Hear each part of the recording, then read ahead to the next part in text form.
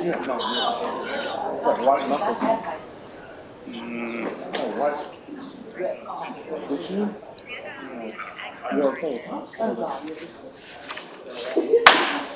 Good afternoon, everyone. I'll call to order the April 28th meeting of Chattanooga City Council and recognize Vice Chairman Elliott to lead us in our Pledge of Allegiance and invocation. Please join me.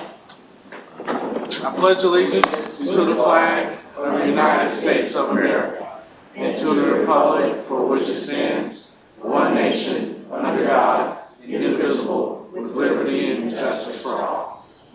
Move agenda, Mr. Chair. All right. And welcome to everybody. For anybody who might be new, just a reminder as we get started here, please check your cell phones, make sure they're off or silenced. And I'll just give kind of a brief overview of how our meetings run so everyone knows. We do have a special presentation that we'll do right off the bat here in a few minutes from our risk management department. And then after that, we'll go through and approve our minutes from our last council meeting. From there, we'll look at the agenda for this week's meeting to answer any questions or concerns, address any concerns any council members might have. And then we will look at our next week's agenda and do the same thing, addressing any questions and comments as they arise about items on next week's agenda. Following that, we'll look at the purchasing items that are on our agenda for tonight. And then finally, the future considerations items. So ordinances or resolutions that are coming up 3 weeks from now. So we like to work ahead and make sure we're well prepared. And so we go through that process every week. After we do that, we do have a couple of committees that will be meeting today. We'll have our Affordable Housing Committee led by Councilwoman Dotley. Hopefully she's on her way. And then the Legislative Committee, which will be led by Vice Chairman Elliott. From that point, we will take a brief recess. During our recess, a lot of times we'll have an attorney-client meeting with our city attorney. I'm told that we don't have that need today, so our recess will likely be shorter today. And then we'll come back and we will vote on all of the items that are on our agenda for this week. After all of that, at the end of our meeting, we do have a period for public comment. We're happy to hear from anyone and everyone who might be here to talk to us about any given issue today. So when we get to the end of our meeting, I'll just ask for folks to line up at the podium down here up front. We'll have our city attorney read the rules for our public comment session, and each member of the public will have 3 minutes to talk to us about whatever they would like.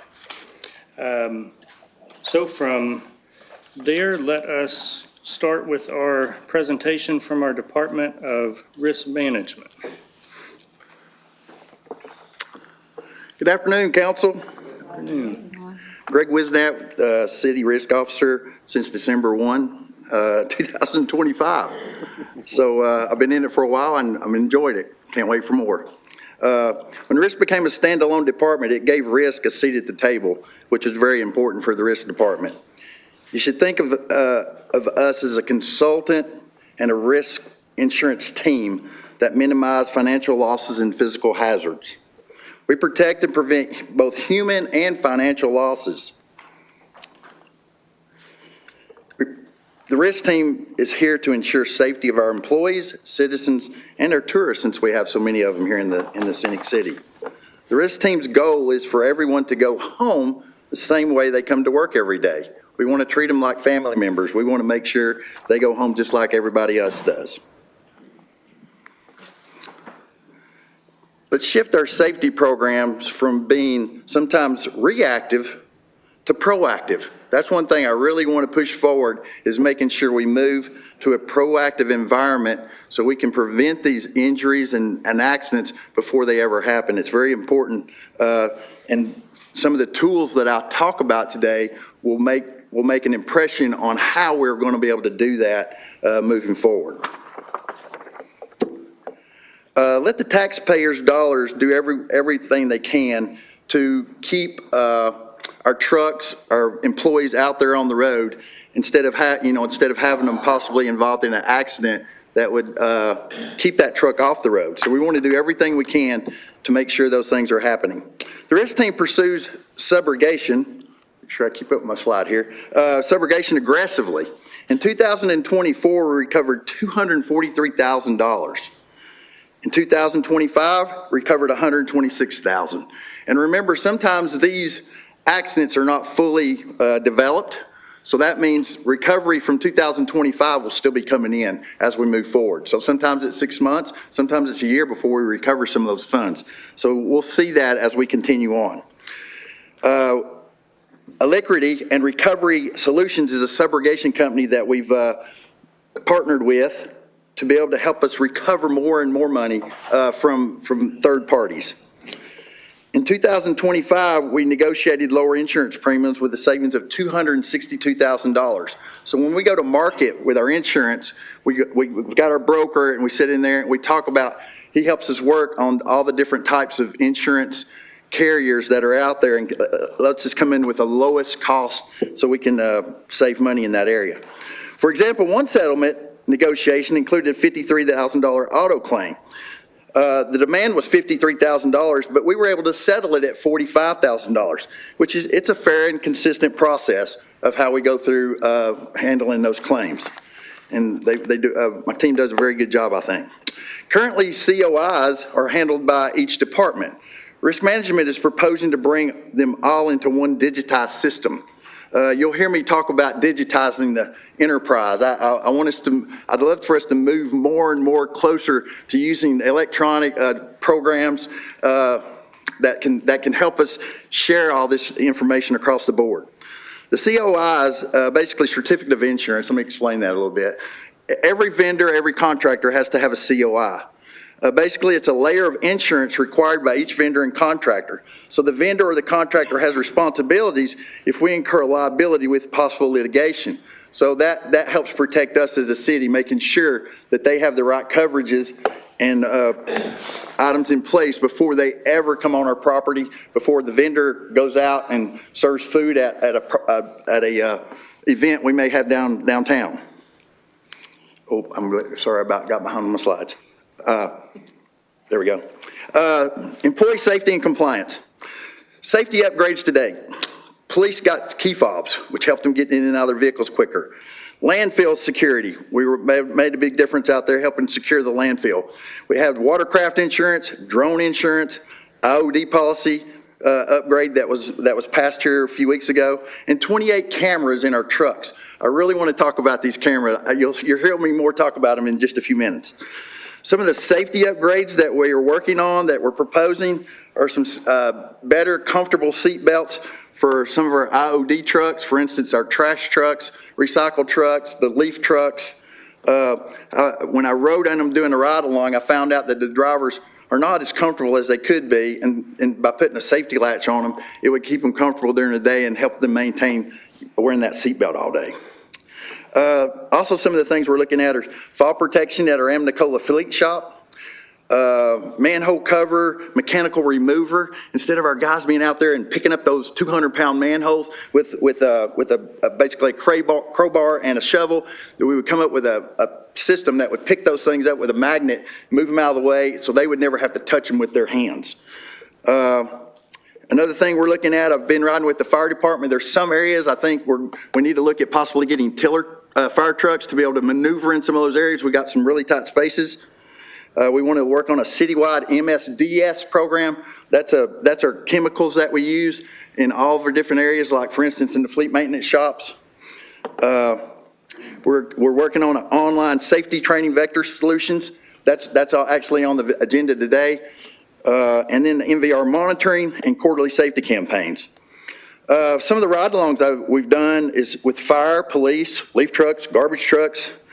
What this does, it helps us improve our safety. We can get out there with the employees, find out exactly what they're doing. What can we do to make a difference to make them safer and to keep them from getting injured, and to also prevent accidents. Johnson & Associates, our TPA, they help us manage our IOD program. The team is looking at areas that we can prevent injuries. We're seeing the opportunity in a few areas to help lower the IOD cost, but better than that, we keep our employees injury-free. Taking care of our employees after an injury is very important to us. We want to make sure they're taken care of just like we would take care of one of our family members after an injury, because sometimes it's very tough on the employee, and we want to make sure everything flows properly and they're taken care of. Johnson & Associates have helped us reduce our claims duration, which means less days away from work. The quicker you can get an employee back to work, the better, because that means they're going to want to go back to work quickly. And that's a big impact due to our light duty program. The light duty program is excellent. We keep folks back in their jobs, and by offering light duty, it makes a big difference. We're also working on a campus review, a City Hall campus review, which includes the city annex, the council building here, the water building, and the City Hall. Basically, I'm calling that our City Hall campus. We're working on some safety items to make sure we're all safe in this area. The risk team is also working on a fire extinguisher program. Back to digitizing. We want to monitor our fire extinguishers using QR codes instead of going around and monitoring with a clipboard, checking off if they're ready, if they're good for that month, or they're handled annually. We want to digitize that, and where a person would walk around with a smartphone, basically scanning each one of the fire extinguishers and doing it electronically. Recently, we added ADA Title VI compliance officer to our team. Everybody knows about ADA and requirements. However, the latest regulation is to change the digital content that goes out to the public, and we must meet that new federal regulation. I'm sure a lot of you have heard about that. That's one of the hot topics that are going on right now with that group. Safety audits have taken place in fire halls, libraries, fleet maintenance shops, community centers, city parks, pump stations. Now, that was a different one. I'd never been in a pump station, and when you go down 5 stories in a pump station, that's kind of different. But we've got to make sure they're safe when they go down there. And also, we're doing the fire extinguisher audits, and also probably the most important security audit I've done so far. Actually did it yesterday. Making sure our kids are safe in our Head Start programs. If anything that I talk about today is not more important than keeping those about 1,000 kids safe, that's one thing. If you say something that keeps you up at night, that's one thing that could keep me up at night when I think about making sure those kids are safe. And we're going to make sure that takes place. These audits can help us make changes to our processes and also keep our employees and the public safe. Here's our Public Works Department. Joe Merrick does a great job down there. Every morning they get up and do their exercises. This was a video. We had a little trouble getting it to play, but as most seem to do. But anyway, this is great. I've never seen, it's almost like clockwork that they're down there. I've been down there many times and did the stretching. I was like, man, I need to do this more myself. So anyway, that's a great program. I guarantee you that's prevented a lot of injuries with our drivers. You know the number one injury of truck drivers and folks that drive commercial vehicles? Getting in and out of the truck. Number one injury for those folks. So if we can get some stretching with our legs and arms, we'll hopefully prevent some of those things. Fleet liability and claims. We want to make sure our fleet is one of the safest on the roads. We're proposing to add an MVR program to our 15.0 policy. We recently pulled all Class A CDL driver MVRs. We're proposing that all commercial drivers will be required to get DOT physicals to verify they're physically fit to drive the large vehicles that we allow them to drive. The new upgrade in the 16.0 drug and alcohol policy is currently with the Ed Committee, and then also upgrades with our fleet accident procedures are proposed in that 15.0 as well.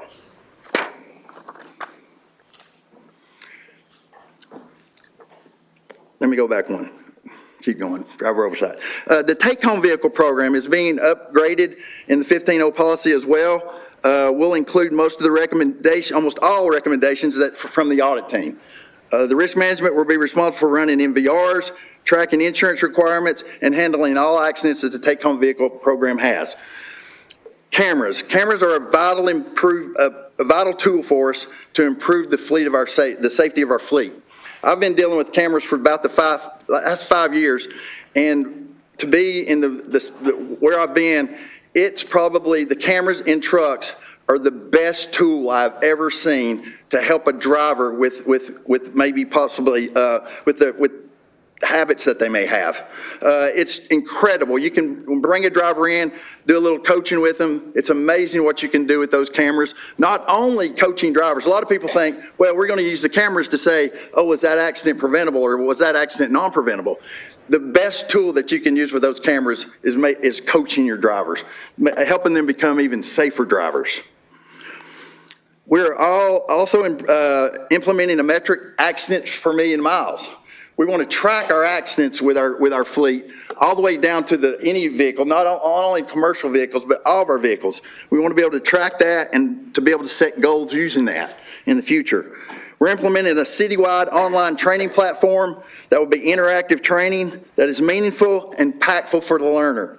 It will allow us to customize training using videos from our Samsara camera system to also using current pictures of our employees and our equipment performing the work. That means when they look at this training, they're going to see their coworkers, they're going to see their truck, they're going to see videos of the trucks that we have videos from, and it's huge to make a big impression on them because it brings it home to them. They're wanting to see that video, to see who the person is in the video, and to see if their truck's in the video.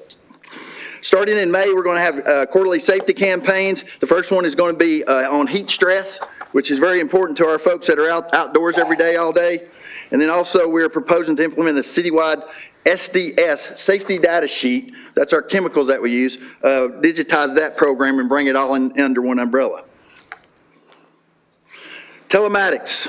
Telematics are very important to our fleet. Cameras will allow us to investigate accidents and help us prove we have no liability involved in most cases. It's been proved most of the time in commercial vehicles, it's the other party's fault. A lot of times they think it's the four-wheeler's fault, but a lot of times it's the other party's fault. So we want to be able to share that and make sure that's available. Lane change accidents. Hard to prove fault on sometimes. But we'll be able to do that once we get camera systems in the trucks. The camera systems that we're proposing is a full 360 view. Like some of you probably have in your cars, that looks forward, it looks to the sides, and it looks to the back. Public asset management. We want to protect our city property with the insurance and make sure that everything is covered. The risk team is responsible for all insurance coverages for the city. We get the best rates available by negotiating with our broker, Gallagher. Prior to opening of Erlanger Park, we were able to secure property insurance in less than 2 days. We saved $85,000 by negotiating the original quote of the premium for that park. This year, we have bundled all insurance policies under the main policy. We've been able to save $34,000 by pulling all that together. Just like you would bundle your car and your house and together, we're doing the same thing with all of our city properties. We secure several types of insurance for the city, which includes terrorism, auto, athletic, crime, drone insurance, out-of-state auto liability, and even all the way down to our fine arts that are in our art sections and art districts. In 2025, for the citywide insurance, it was a total of $1.5 million.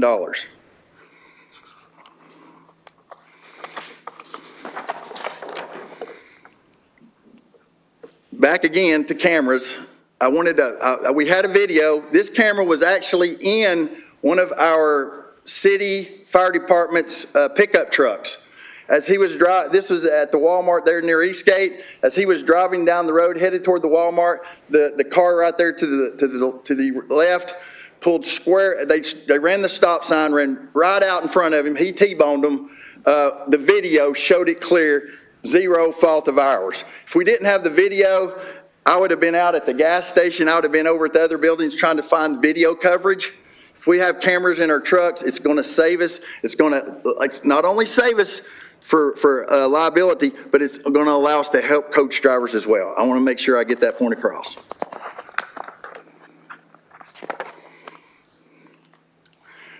Protecting our people and defending our assets.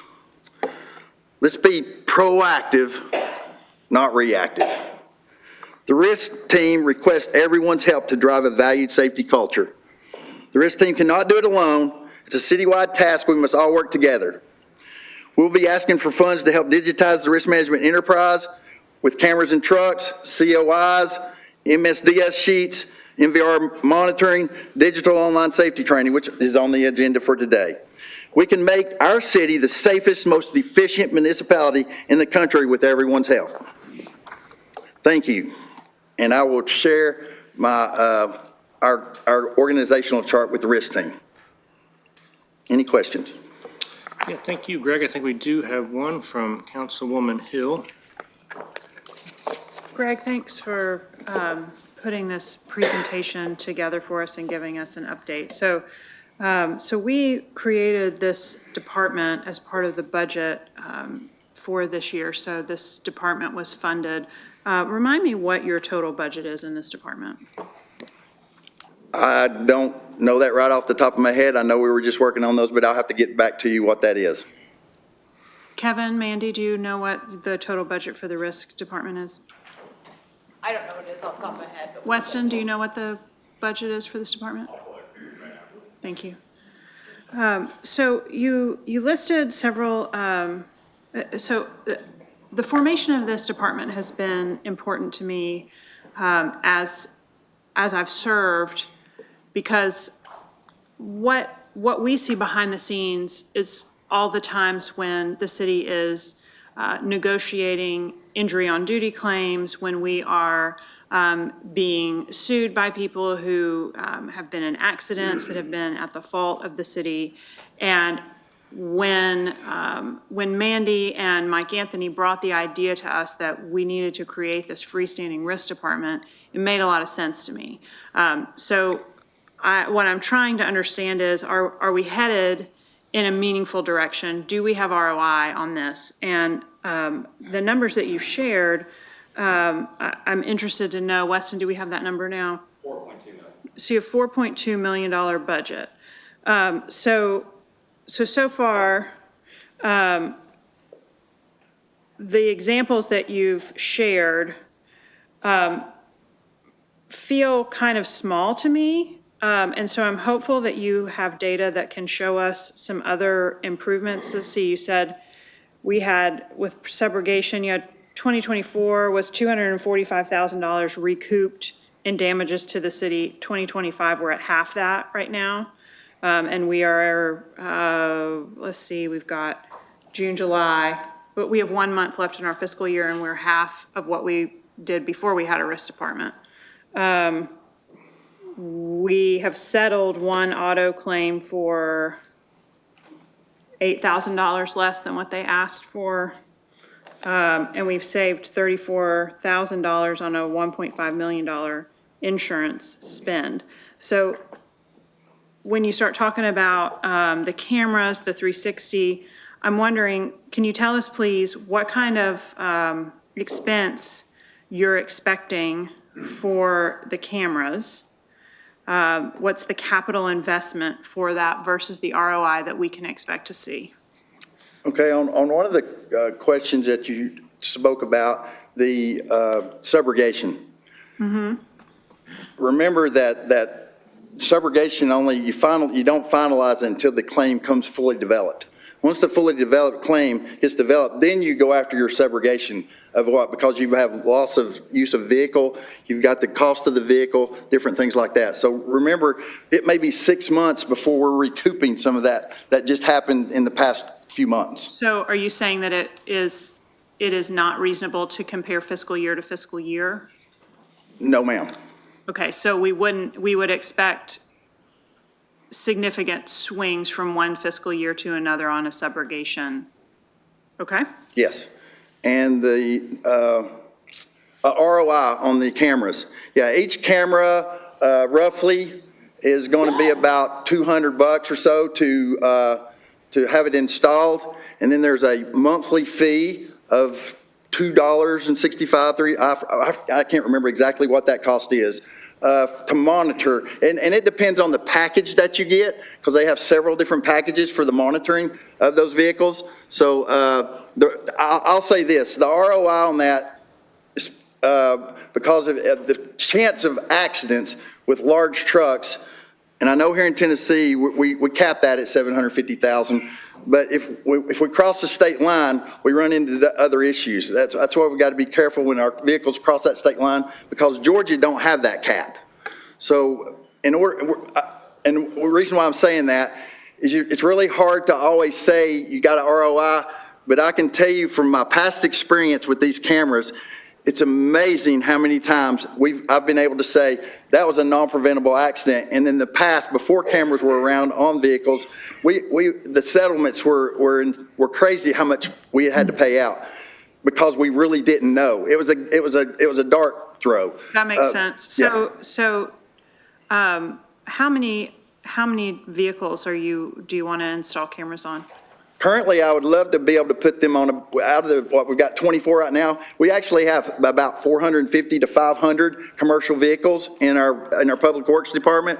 So that's the first round of trucks that I would like to get those on, and especially the larger trucks, the commercial vehicles. Okay, so you said they were $200 to install. What is the actual cost of the cameras?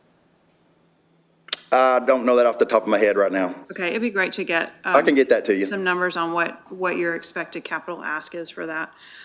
With regard to insurance, do we have any kind of, what's our cybersecurity coverage? Cybersecurity is just making sure that anything gets outside of the walls of DTS, which is, it's very well what we've got. But as we know, hackers are very efficient and very good at what they do. But it's protecting the city's information that like for instance, stormwater.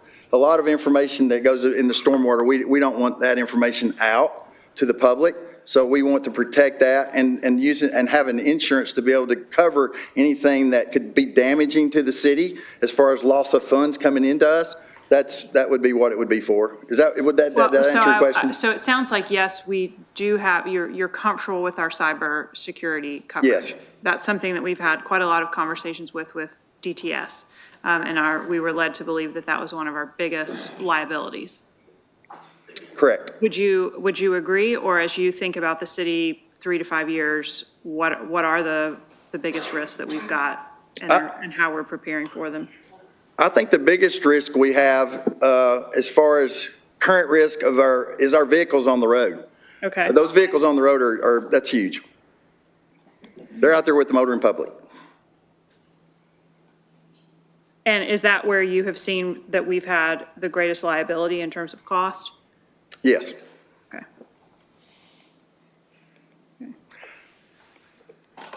Okay, hold on, let me just check real quick, Mr. Chair. Yeah, I guess I have one other question about how we're trending with workers' comp claims since risk has been a department. Are we up, down, flat?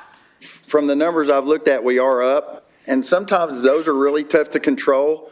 For example, our officers, when they're out on the job, they are in very uncontrolled environments, and they're the number one cost for us on our injury costs.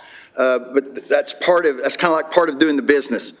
It's going to happen. We're looking at ways we can prevent injuries, but when they're out there in that uncontrolled environment and they're jumping over a barbed wire fence chasing after somebody and they break their leg, or for instance they're on a bicycle in training and they fall and break their hip, you never know what's going to happen.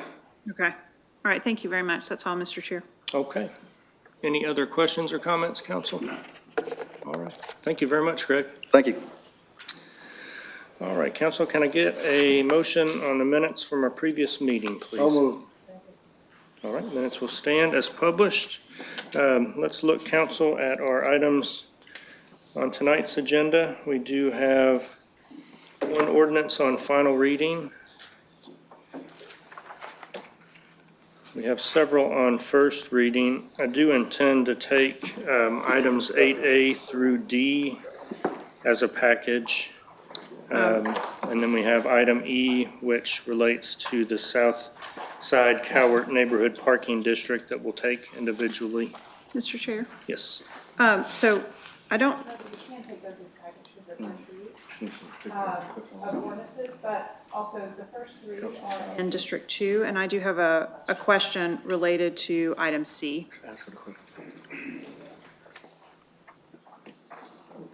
Trying to get the queue situated here.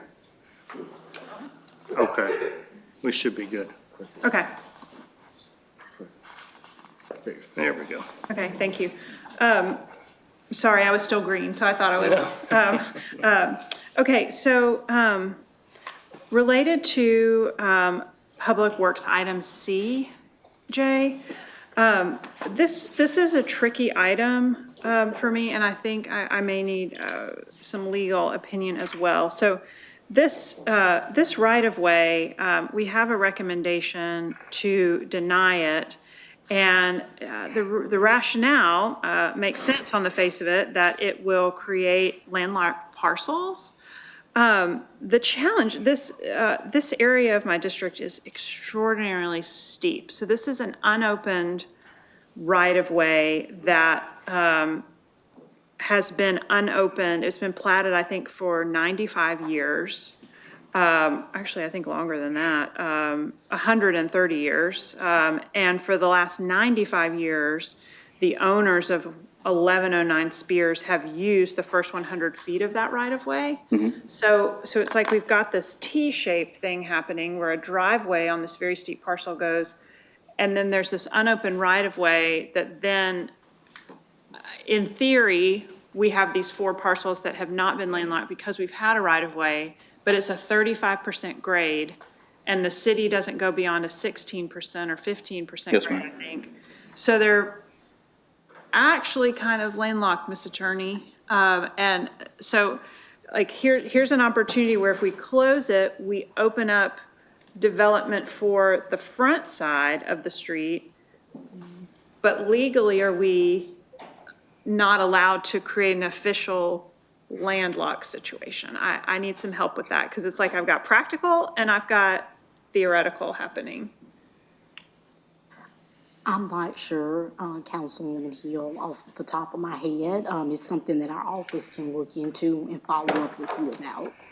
Jay, do you have any insight on that? No, ma'am. Oh, here's Bill. Mr. Knowles is. Okay. I didn't see you sneaking Sorry, over I got tied there. up with something else on the front end. Harold has been helping you here. Okay. If it does not meet the requirements for being a city street because of grade, it could not be an opened up street. That's the problem in that regard. So Unfortunately, it would grade-wise, not be. it doesn't, but also, if we take away the right-of-way, we're creating landlocked parcels, and are we legally required to not landlock parcels? The state law would allow access, if there has been access through that by an implied easement under state law on there if they've been having that, but it would not be maintained necessarily by the city either. So these lots were conveyed between 1887 and 1891. Yes. They've never had street frontage, water, sewer, utilities, or fire protection due to the contours that have made them unsuitable for development. I don't want to get us in hey, risk department, I don't want to get us in a situation where we're going to end up in a lawsuit over Sure. property access, right? Yes. But the access is merely theoretical. And that access, at least they can get to their property if there's a possibility of doing that. They can also walk back and forth. The danger is that there is not the ability to provide any type of fire or Right, police to the yeah, area. there's no way to get to anything Yes. that would be built there. Correct. So I'm kind of stuck. I think I may, Mr. Chair, I think I may need to delay this one more week just to further confer with you, Phil. Yes. And Jay. I've had a lot of family things happening, so I wasn't able to dig into this the way I usually would have before now. This is just a tricky one. Like, do you say no to what is available right now for something that since 18 whatever hasn't been buildable? Yes. Okay, all And, right. and I guess we have some differences now, I guess, if we can get access by drone, but other than that, that's a problem here. Yes. Hot air balloon. Well, maybe, yes. Could they get clearance? I'm sure that's a whole other situation. Still difficult to serve. That's the issue within city limits. Yeah, oh, I mean, we have some other lots in this area that, I mean, they have to be sprinkled if they're gonna be built on because of the topography. Okay, Yes. yeah, I'd like to delay this 1 week, Mr. Okay, Chair. sure. Thank you. Up next, we have Councilwoman Dotley. Thank you so much, Mr. Chair. I do have ordinance, on the first reading, letter E, we'll be reading the alternate version. I did send you all some updates, I believe yesterday, so I wanted to share those, but before I did that, I did want to acknowledge, those who are here regarding this ordinance. So the PTA and Battle Academy representatives, would you please stand? They are not in favor of this. Thank you so much, Emily. It's there. Okay, thank you. And then business owners as well that are here, could you please stand as well? Thank you so much. And they also are not in favor of it as well. Thank you so much. You can have a seat. Thank y'all. I just want to acknowledge that y'all did come and I got a lot of emails going. And then also the South Coward Neighborhood Association, if you would stand, please, if you're here to represent the Neighborhood Association. Oh, hey, Tom. And if you ever get an email from Tom Purdy, that's him in the blue shirt. But also, thank you so much, Neighborhood, for coming. And I did want to share publicly the email I sent out is information only to the council yesterday. I tried to peruse over it. But pretty much after, regarding Battle Academy, after multiple emails and a conversation with Principal Whalen, Hamilton County Schools has agreed to cover the costs associated with any additional parking tags as well as up to 20 paid parking spaces for teachers. Additionally, Carter will work with the Battle Academy each year to include a grace period at the start of the school year to ensure all needs are met. There is no intent to ticket parents, teachers, staff, volunteers, or visitors associated with Battle Academy. As far as the PTA is concerned, they are not in favor, as I mentioned earlier, of this resolution, as they believe these are public streets and should not require neighborhood permits. Is that correct? Right, okay. Because I want to make sure I cover every voice here because this is a very serious decision for the neighborhood and for the school. However, they are aware of the protections in place for the school in the alternate version and understand those accommodations. Fort Negley, which is the adjacent neighborhood across if you're on the South Coward side where Battle is, you go across the way and then you have Fort Negley, that's that neighborhood adjacent to it. For context, the adjacent Fort Negley neighborhood currently has the residential parking permits. I'm unsure why those permits were not extended to the South Coward community. And then business impact, which I think I'll share just a portion of a message, and Councilwoman Hill asked me about it last week, and I just kind of reiterate what I mentioned last week, which I sent out in part to the business owners that you see today. I understand the proposal may have some impact on business along the Main Street corridor. However, parking pressures in the Main Street and South Side area are real. As a frequent visitor to the corridor myself, I have experienced these constraints and have paid for parking on numerous occasions. This is a common condition of a growing and active downtown core, which is what we want, not just in Chattanooga, but in cities across the country. And it requires us to make thoughtful and sometimes difficult policy decisions about how limited space is managed. And I sent that to, and so you all that are out there know that I did send this to council yesterday. And I'd be happy to forward it to you all as well. And I just want to say I appreciate, it's been a lot of dialogue, but I appreciate you all's active engagement in government affairs. I appreciate that very much. So I do have, for this, I do plan to move to approve on the alternate version. Again, council, you know, it's on you all, but I just wanted to make you aware of my intentions and the information that was shared with you all. I wanted to make sure I shared it publicly and that you all knew the faces behind that information. All right, that's it. Thank you so much, Thank you. Mr. Chair. Councilman Harvey. Thank you, Mr. Chairman. Quick question, I guess, for Jay. And I see Mike here. This may be a Mike question as well. For my closure of the right-of-way in District 4 on Cedar Street. I couldn't even find that on the map. Where there's a Cedar Street on 153. Where is this? Cedar Street is in District 4. It is off of Jenkins Road, sir. Okay, all right. Can you talk me through with what we're wanting to do here? Apparently, they're requesting to, hold on one second, please.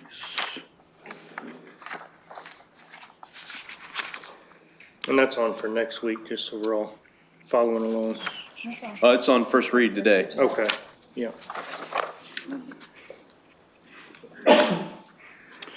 So the applicant is requesting to abandon the 20-foot alley at the rear of the property for construction of a new single-family home subdivision.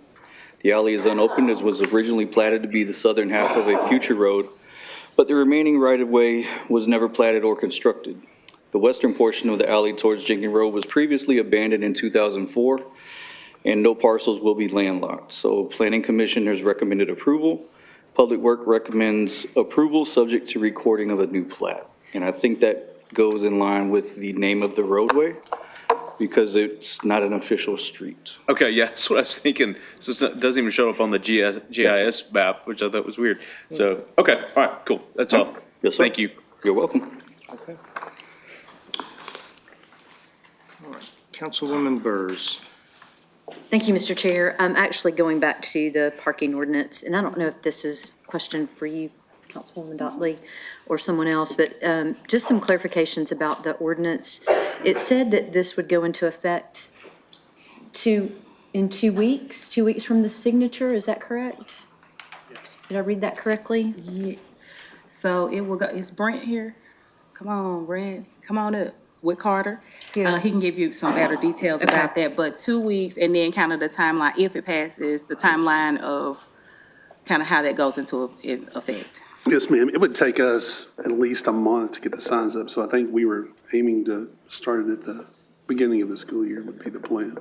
Okay, because that, Just working with the Department of Transportation or Public Works, it would take us a little while to get everything together.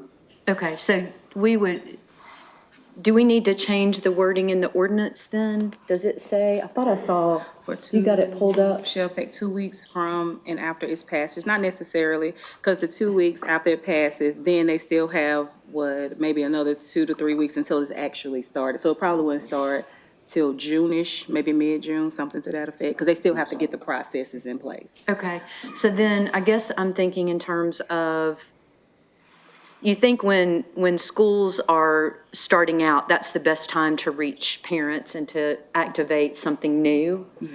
I'm just wondering if there's some tweaks that we could make, if it gets approved, are there some tweaks that we could make to accommodate the school where they will already have a system, beginning the school year, parents get their packets, new students, new families get their packets, versus you're only sending this stuff to kids that are going to be there for the summer only. So then they start the process over again for fall. Does that make sense? Yeah, so Carter I'm just wondering if we can, if this gets approved, if there's some timing tweaks we could do to make it easier for the students to get the information or the families to get the information. Because right now it's going to be all over the place. Well, Carter has We're agreed to. absolutely open Okay. to whatever we need to do with Okay. that. So then my next question is, does that need, I guess, a turn to the city attorney who's represented today? Do we need to modify the ordinance in order to reflect that, to put a specific date that this will go into effect August, whatever the, I believe Mr. okay. Baldwin wants to speak. Yes, ma'am. Attorney Noblet. Okay, yes. Yes, ma'am. We can put in a specific date that it will be effective. I thought there was initially something about the end of the school So year. that gives, okay, so that gives time to work out the kinks if there is communication issues that the school needs to, okay. So that's the first thing. And my next question is, I see how this helps identify the Battle Academy related parking from 6 a.m. to 6 p.m. and special events. How will this address parking from 6 p.m. to 6 a.m.? I'm not sure, are you talking about for the neighborhood? Yeah, yeah. I mean, they're going to have virtual permits, the way we're going to do it, just like we do Fort Wood and Fort Negley. And how's that governed in Fort Wood and Fort Negley from It's- 6 a.m. to 6 p.m.? We enforce How's it it just with our enforce it? staff. So literally tell me, how's that enforced? I'm sorry. Yeah, yeah. We literally go through and check, and we'll have the permits loaded, and we will know who's eligible to park there and who's not. From They will 6 not p.m. get to a 6 a.m., Right. you will? Okay, Yes. all right. And then the next question I have, the family's going to be using the hang tag that they already used for the school drop-off and pickup? Or is it a separate tag? I believe the Councilwoman Dotley, I believe, It's the same, it'll be the same Dr. tag. Sharp. They only have one tag, and it could be Yes. drop-off, pickup, parking. Or volunteering. Or yeah. volunteering. Dr. Sharp talked about that going Okay. forward. And I apologize. Councilwoman Dotley, you've been so good to answer all my questions, but as I've been processing this, I've come up with some more. And other people have really been helpful educating me. So That's fine. thank you all for allowing me to ask a couple more questions before I make my vote. The other thing I want to confirm, you said the school system has agreed to pay for the passes, any additional that they have to print, because they have a print shop. They'll be providing those to the school. Yes. Okay. And only because one of the things in some of my conversations about the unintended consequence of, at some point, putting that burden on the families, has that come up at some point once this program is approved, if it's approved? Is there something in writing from the school system that says that they will provide the parking passes at no expense to the school, just for the protection of the families? Yes, it's in I guess I will as a public document, but Robert Sharp actually sent us the email back and told us they would pay for up to 20 spots as well as any additional parking tags they need. And it'll be put into their operating budget, so Okay. it does not fall into. Doesn't put a time limit on it, they will just add that to their expenses for that school? Right. mhm, Okay, mhm. all right, Not but it wouldn't come from the school, it'll come Yeah. from the main, I guess it's called the main office. or okay, all right. Whatever it's called up there.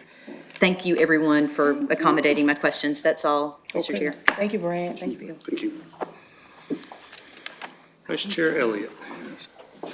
Thank you, Mr. Chairman. Oh, I need, if you don't mind, sorry, I want to get you up. And the reason I'm speaking on this one, I've gotten a ton of emails and calls on this one. So usually I don't speak on stuff that's not my district, but I just gotten a lot of folks who's asked about this one. I have a question, and I think you answered it, and if I missed it, or Councilman Dotley, you may be able to shine some light on this. Something that a couple folks have asked me about a compromise of, like, with the permits, but having a gap. It is open and available from like 6 a.m. to 6 p.m. Y'all probably mentioned that and just missed it. Yes, somewhere. it's an alternate version. It is in that. So Yeah. it will be open for anybody from 6 a.m. No, to 6 for the p.m. school, it'll be for the school. Just the school. The school, yeah, because the other side, Fort Negley also has them on their side. The difference is they don't have a school on their side, whereas South Coward does. So the accommodation was made for the school and through the advocacy of their PTA to make sure that at least those accommodations are made. So, because if it's open to anybody, then there's no point in having a permit. So it is open, but for the school itself, for their visitors or whoever at their, designation, however they want to do it, it'll be to make the accommodations for the schools to make sure there's no unintended burdens. And then we've also, and we have a process as to which if they do get a ticket, that will provide something for the school so that they can contact Carter directly to deal with that. But again, the intention is not to ticket anything with the school. And what do these placards look like for the teachers? I don't know if I didn't even bring it downstairs. It's a school bus.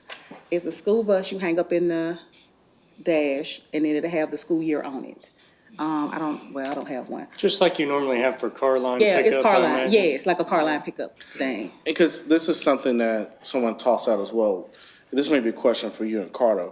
What's stopping somebody from, I know I got a couple emails from business owners, right?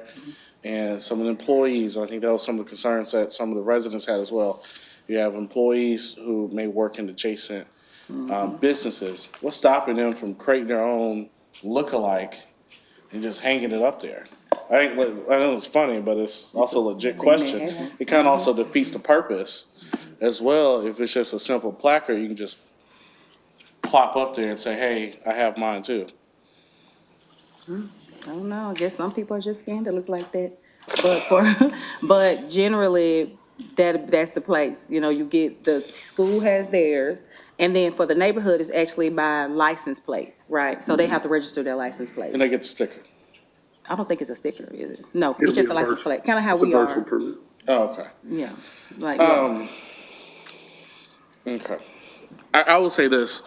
I've never been crazy about, I'm saying this to everybody who's here, I've never been crazy about designated parking on public streets, I'm just gonna be honest. Especially in adjacent areas that have a lot of commercial energy around it. Main Street's just not a place that the residents attend. This is something that people from all across the city go. And, my knee-jerk perspective is, these residents moved into these homes knowing that parking wasn't available. And so now we're kind of in a position where you and I can talk about it after. I'm free. I see you shaking your head, ma'am. And I'm definitely open to talk about it. We got a few minutes before the vote. But we're also taking away public street parking in a hotly commercial corridor. So I'm struggling with this one. I'm not gonna lie. I'm not, and I don't comment on this lightly by no means, but this is something that it's a little sticky one. So I appreciate it, and I'm available to talk to anybody between now and time to vote. That's it, Mr. Chairman. All right. Councilman Harvey. Thank you. I, too, am struggling with this. I received a call from actually a constituent of mine who's a teacher at the school. And after about an hour conversation, I left the conversation with about 20 more questions about how this is going to work. So one of the things I'm trying to wrap my head around is I think at one point there was also a 6 p.m. to 6 a.m. Tag requirement. Is that correct? It's for the school, so I believe the daycare starts at 6 a.m., if I'm not, is that right, Emily? Does the daycare open at 6? But yeah, and then the latest program they would have usually would end because mind you, they get out of school at like 3 o'clock. So the latest program they would have is at 6 p.m. and they have after-school care. So they have those things. So that's why we want to make sure we covered that, and they have programming, the daycare is open in the summer as well. So we want to make sure that we cover that time frame for them. Okay. The other concern was there's after-school events that families go to, and then there's a UTC, I think, has a daycare there as well. That's it. How is that? Yeah, that's the same thing I mentioned. So the 3 to 6 covers those after-school events. So we had 2 meetings with the administration, school board representative, county commissioner, board of education, the PTA representative, and the community members about that, about kind of what goes on at the school. So the principal told us roughly they have about 4 events each year, just like after-hours events. And so they usually end no later than 6 o'clock. So that's why it was the 6 p.m., because that's what we were informed of. And then you asked about the school care, same thing. They'll be there, and they're there they open all year long, if I'm not mistaken. So that also accommodates them also. Okay. Okay. I'm still trying to wrap my head around this. Okay, that's all for now. Okay. Thank you. All right, council, any other questions or comments about any other items on the agenda for tonight? All right, looking ahead to next week, we do have a planning and zoning committee meeting. Okay, Vice Chairman Elliott. I'm sorry, y'all don't kill me. On my planning item for this evening, I have the intentions to motion to approve this with conditions. I sent this to Nicole and Phil. I didn't know you were coming. I'm sorry. I would send it to you. But I sent it to Phil, and I just want to make sure it's on the record, if you don't mind, Mr. Chairman. The conditions are as follows. A privacy fence shall be required along the western property line running the full length of the neighboring home directly across from it. There shall be a 5 to 6 foot vegetation screen that must be installed along the rear of all of the homes bordering the west property line. The HOA rules shall prohibit floodlights directly towards any neighboring properties. there shall be hold on, Karen corrected me on this one. There shall be a minimum of a 10-foot setback on the western property line, and the developer shall adjust the neighboring property's driveway so it doesn't directly cross over into the new development. So I just want to make sure that was on the record, and I plan on including those conditions with this ordinance this evening. Okay, That's it. Sorry about that. all right, no problem, thank you. So back to next week, we do have items on final reading that were on first reading this week, including that one in District 4. Sorry about that, Councilman Harvey, overlooked that. And we have several items on first reading as well. And then we have some resolutions. For item 9A, you'll notice that there's an alternate version. The only reason for that alternate version is to correct a name change. One of the firms there, number 2, was originally Reagan Smith Associates. They've been bought by Pape Dawson, so there's just a name change to correct that. That's why there's an alternate version there. Let's see. Councilwoman Dotley. Yes, thank you, Mr. Chair. I had a question about, I have 2 planning items, items B and C, and is Karen here? Okay. I had a question about those particular items, please. Okay, so earlier this month when we had our planning meeting for 2026-0018, he's supposed to follow up with you all.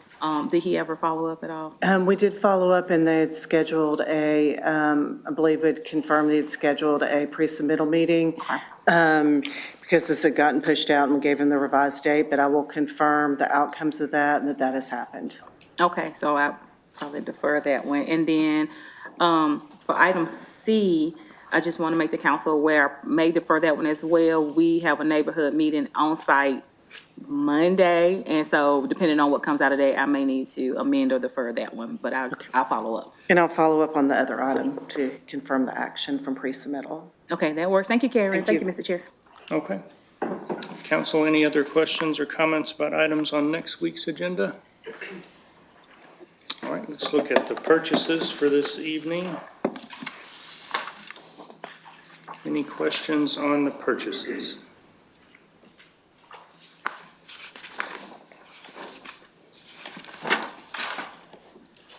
I will note, related to purchases, there was an item on last week, you might recall, we approved the purchase of some chairs for Public Works and Wastewater, and I'm told that there will be a motion on our agenda next week to rescind that purchase. So I think that will be well received. Yes. Yes. All right. Okay. So that takes us through to future considerations, which is looking pretty sparse right now, but are there any questions on future considerations? Okay. With that, I will turn over the chair here to Councilwoman Dotley for our Affordable Housing Committee meeting this evening.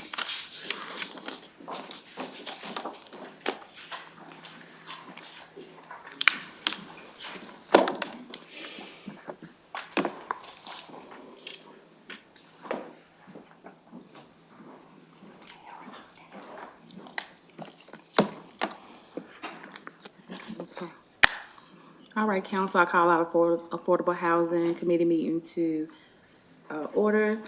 Can I get approval on the minutes? So moved. Thank you so much. Minutes stand without objection. Today, our housing team will provide updates on 3 of our programs. So Megan will come up and give that. And while I'm waiting on her, I want to just give a shout out to my first realtor, Sabrina Haygood, and to my second realtor, Tamika Brewer. If you could stand, please. Yes, please. Thank you so much. These are amazing realtors, and while we're waiting on Megan, I thought I would give them a shout out. So they are fantastic. First house, second house. So good to see y'all here. All right, Megan, you take it away. Thank you, Councilwoman, and good afternoon, Council. I'm Megan Miles, the Director of Housing Policy for the City of Chattanooga, and I'm really excited to be here today to provide an update on 3 new programs that were funded through this year's budget amendment. Over the past 6 months, our team has been really hard at work on designing and launching these programs, and so I'm here today to just kind of briefly walk you through an update on our progress. I did promise Councilwoman Dotley a very tight 10-minute presentation. That's right. I'm going to try very hard to stick to my word on that. So I'm going to go through these slides quickly, but of course, I'm here to answer any questions that you may have about any of these programs.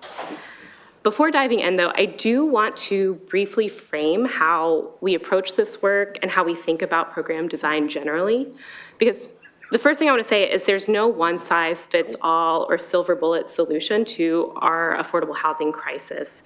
We have to approach it from every angle, with every tool in our toolkit, and you'll see that reflected in the range of programs that we're discussing today. Second, the need is immense. Our resources are limited, so that requires us to be strategic, using data to target interventions and identifying opportunities to leverage additional funding so that we can stretch every dollar further. And third, this work really depends on collaboration. These programs build upon work that's been done in our communities for years. And so during the design phase for these programs, we convened roundtables with partners, with stakeholders who've been doing this work to learn from their experience, ask what works well, and really identify where additional support is needed. And so with that, I'm going to start where we start always, which is with data, and starting with eviction prevention. As housing costs outpace wages, many families are living with no margin for error. So 23% of renters in Chattanooga, which is about 8,600 households, are severely cost burdened, which means that they're paying more than half of their income in rent. So that means that a single setback like a medical bill, a car repair, or reduced hours can quickly lead to eviction and then ultimately end in homelessness. We know that preventing eviction is better for families, it's better for the community, and it's also more cost effective. But we didn't have a funding source in place that could be used to intervene before an eviction was filed.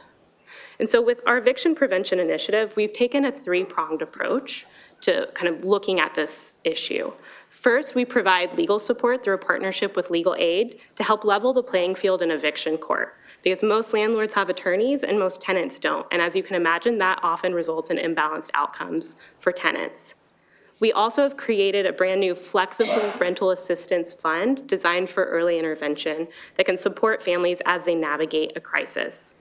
And last, we heard that sometimes these things aren't enough. We need additional support. And so we built a coordinated referral process that links families to case management and housing navigation when they need it.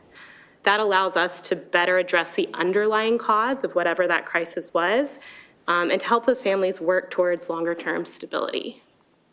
So we launched this fund in February of this year.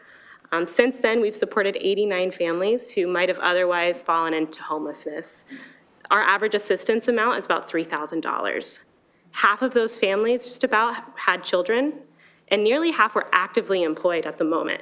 The majority of them were dealing with either reduced job hours or a sudden job loss, and many of them were navigating health crises. We saw that over and over again as we looked through that data.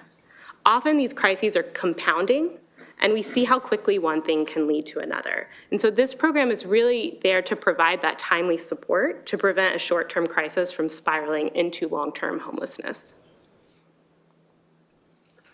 Next, looking at preservation. Preserving affordable housing is just as important as building new units, and it's also more cost-effective. In Chattanooga, 37% of owner-occupied homes are owned by residents who are 65 or older. Older homeowners are more likely to be cost burdened. Many live alone on fixed incomes, and they also tend to live in older homes. Over a third of our older homeowners earn less than $35,000 a year. So for these homeowners, the cost of essential repairs can be out of reach. Over time, deferred maintenance will threaten both safety of the family who lives there and their long-term housing stability. So through a partnership with Habitat for Humanity, the Critical Home Repair Program provides major home repairs for low-income seniors. This program focuses on repairs that ensure that homes remain warm, safe, and dry. So things like foundation issues, new roofs, HVAC repairs. It also provides upgrades that allow seniors to age in place safely so that they can remain in their homes. Each project is tailored to the individual homeowner's needs so that we can maximize their safety, comfort, and their long-term stability. And to expand the program's reach, city funds are leveraged with philanthropic dollars and federal home loan bank funds, which cover 20 to 30% of those project costs. So far, 27 homes have been rehabbed and 29 more are in process. An additional 20 homes are going to be added to that pipeline next month through a lottery process. So we are continuing to work with Habitat to scale this program, and we're also exploring ways to integrate additional supports, things like estate planning, so that those homeowners can make sure that the generational wealth that they have built can be passed down to their families. So finally, I'm going to talk about a brand new program that was just announced last week that we're really excited about, and that's down payment assistance. And for many years, Chattanooga was a place where if you worked hard, if you earned a decent living, and if you saved up, you could pretty reasonably expect to buy a home. But we know and we see that that's changing. The median home value in Chattanooga has increased 63% since 2019, which is much more than wages have increased. And then when you factor in interest rates, the typical monthly homebuyer payment has nearly doubled since 2021. So today, households that are earning even up to 120% of our area median income are struggling to find homes that they can afford. And that means that essential workers like our teachers, like our firefighters, our police officers, our municipal workers are having a hard time finding a place that they can live in the communities that they serve. So often the barrier to homeownership is not the ongoing mortgage payment, but it's that upfront cost, the down payment and the closing costs. This is especially challenging for first-time buyers and people who don't have access to family wealth. So the city's new down payment assistance program provides up to $15,000 to cover those costs so that more working families can achieve homeownership, put down roots in their community, and begin to build generational wealth. The funding for this is structured as a deferred loan with no interest and no monthly payments. And it only needs to be repaid when the home is sold or refinanced with cash, so when there's that cash event. Importantly, we really wanted to design this program to layer on top of existing resources, so homebuyers can pair our city DPA with up to $6,000 in state funds through a new partnership with the Tennessee Housing Development Agency. And I would say that's the first time that they have ever partnered with a municipality on a program like this, and they're looking at that to be a model for the rest of the state. There are also a lot of local financial institutions that have fantastic first-time homebuyer products, and we are inviting them to work with us so that we can layer our DPA with their products as well. So this program is designed for first-time homebuyers. We follow the federal definitions on that, which means you can't have owned a home in the last 3 years, earning 120% of the area median income or below, which is about $92,000 for a two-person household and about $114,000 for a family of 4. It's for families who want to buy a home in the city of Chattanooga and again, who just need help getting over that initial hurdle. The homes do have to be used as the primary residence, so they can't be rented out, and they can't be used as short-term vacation rentals. And when we were thinking about how to design this program, we really wanted to make it as simple and accessible as possible. So we don't require buyers to go through a separate application process to the city to get access to these funds. Instead, we are leaning on the expertise in our community, starting with our lenders.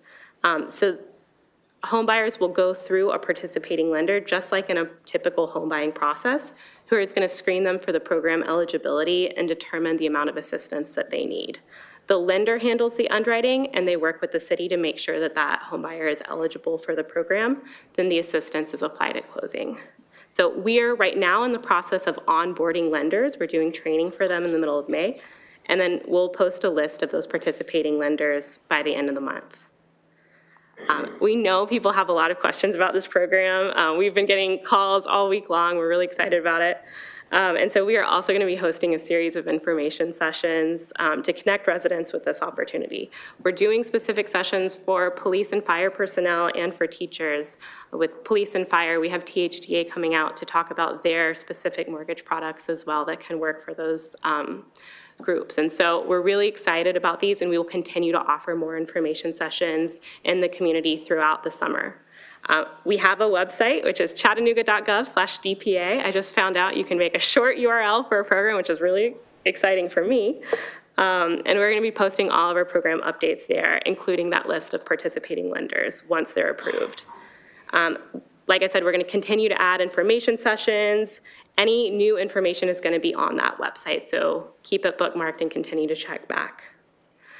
And before I go, I mentioned at the beginning that this work is grounded in partnership, and I do want to take a moment to recognize and acknowledge some of those partners that are here today, from the team that's been working on these programs with us, to our nonprofit partners, to lenders and realtors that are in the room who are helping make homeownership possible. So if you're here, please just give a wave so we can acknowledge you and thank you for the work that you do and the role that you've done in making this possible.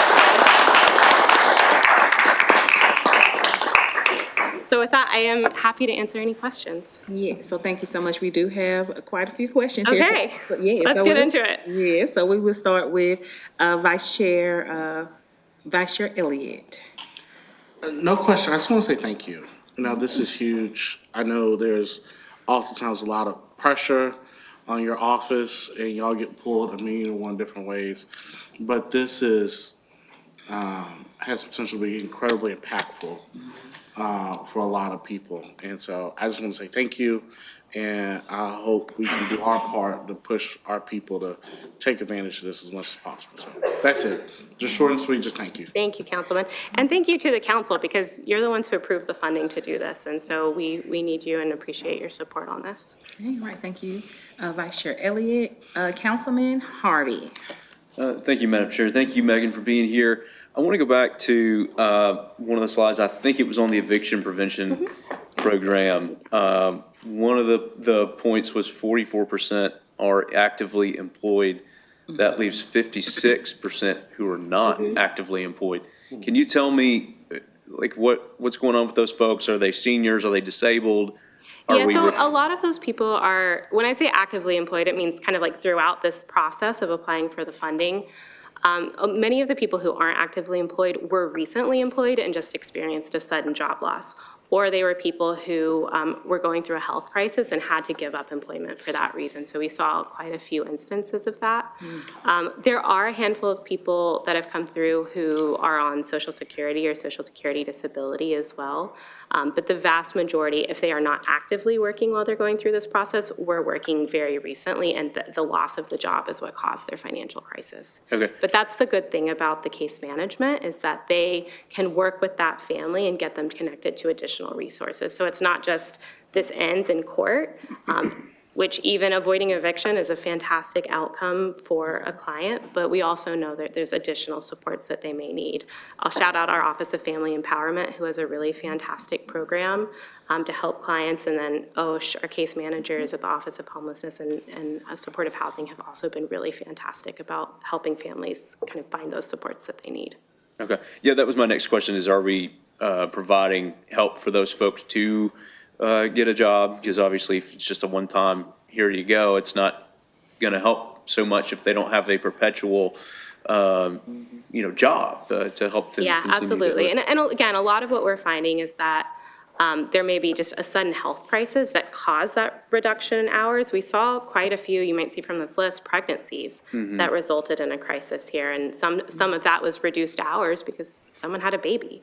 But yes, we are actively working on that. They're exploring partnerships as well to support people in finding jobs. I think there's always opportunities to be connected to our workforce development, who are fortunately fantastic as well and located in our department.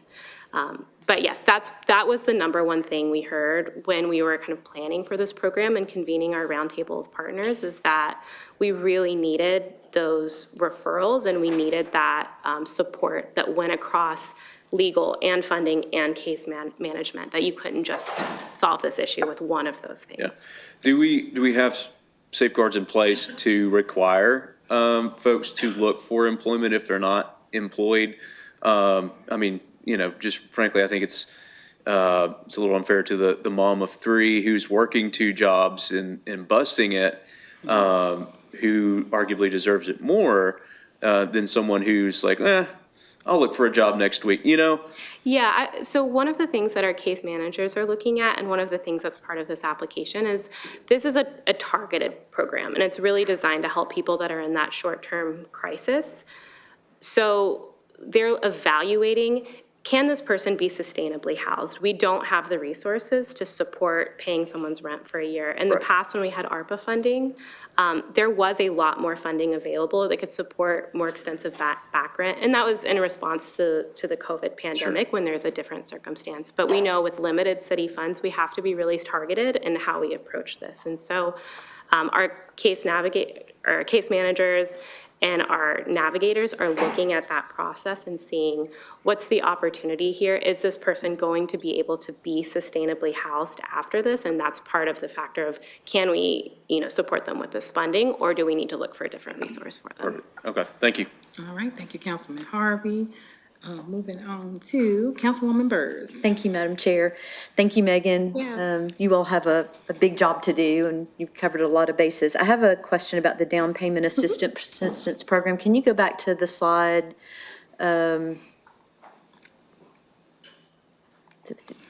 First-time homebuyers. So my question is, you're offering the education sessions for fire and police personnel. What about other personnel, like our other big department, fire, police, and public works is one of our other big departments? So what are the plans to do something for that? Yeah, that's a great Group of question. individuals as And I well. think this is certainly something that's going to be really great for our municipal employees. I'm going to be giving a presentation to the senior cabinet in a couple of weeks to talk about the program and get into more details. And then I'm hoping to be able to set up some information sessions as we move forward with different departments as well. So this is definitely, we have 3 listed, but this is going to be an ongoing process. Yeah, I mean, We're I'd like to continuing see do outreach. how, if this is a city program, how we can offer it out to our city employees first, or even at the same time versus picking out 1 or 2 departments, because I think it's something that could be beneficial across the board. Absolutely. I imagine in the educators component might be our Head Start workers as well. So Absolutely. if this is just a draft, great. I'd love to see, where we have something in place that addresses all departments. Yeah, we will definitely be doing more throughout the summer. We have some plans to go into community resource centers as well and do that. So I totally agree with you. Okay, thank you. I appreciate that. Thank you, Madam Chair. Okay, thank you, Councilwoman Burrs. Councilwoman Hill. Thank you very much. Megan, I appreciate your ongoing efforts to work from all sides on our affordable housing issues. I'm glad to see that for our some of our demographics, we're seeing some stabilization in rent, which is encouraging. That it's interesting also to see that as we get to that more 80 to 100% AMI, that they're seeing more rent burden than they did before. So kind of fascinating.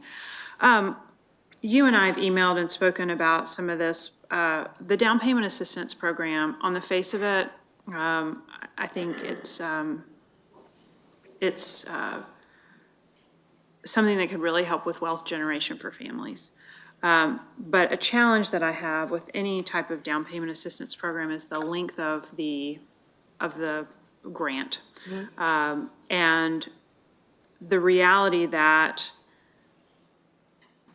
this city did a tax increase to get this $3 million, right? Like, it was part of the amendment. And that $3 million will support 200 families if we divide by 15, and I imagine there's going to be some overhead costs as well.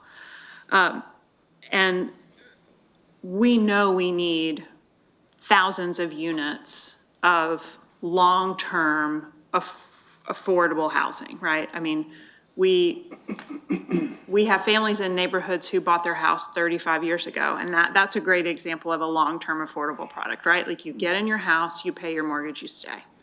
But what we've seen with past down payment assistance programs, not specifically only through the city, but with other philanthropic efforts in our city in the last 25 years, is that sometimes a down payment assistance loan goes in and it's affordable one time for one person, right? And if it's one person for 6 years and they happen to buy on the south side and they walk out with a windfall of $125,000, that is a lottery win for their family, right? And as we think about investing city funds, it's important that we not set up lotteries where we've got winners and losers, if at all possible. But most importantly, as we look to the future, I'm going to be increasingly insistent that any type of down payment assistance, and really I'm going to be looking also at the same for affordable housing pilots, is extending the length of that affordability period. A 10-year affordability period, a 15-year affordability period is just not enough. To have these 200 families are going to benefit, but we now have Invest Chattanooga that is a permanent affordability product or tool. And that's really more for rentals, right? But a lot better deal, a lot better taxpayer bang for the buck to make an investment in an Invest Chattanooga property that will be affordable in perpetuity than a 10-year pilot or a 15-year pilot.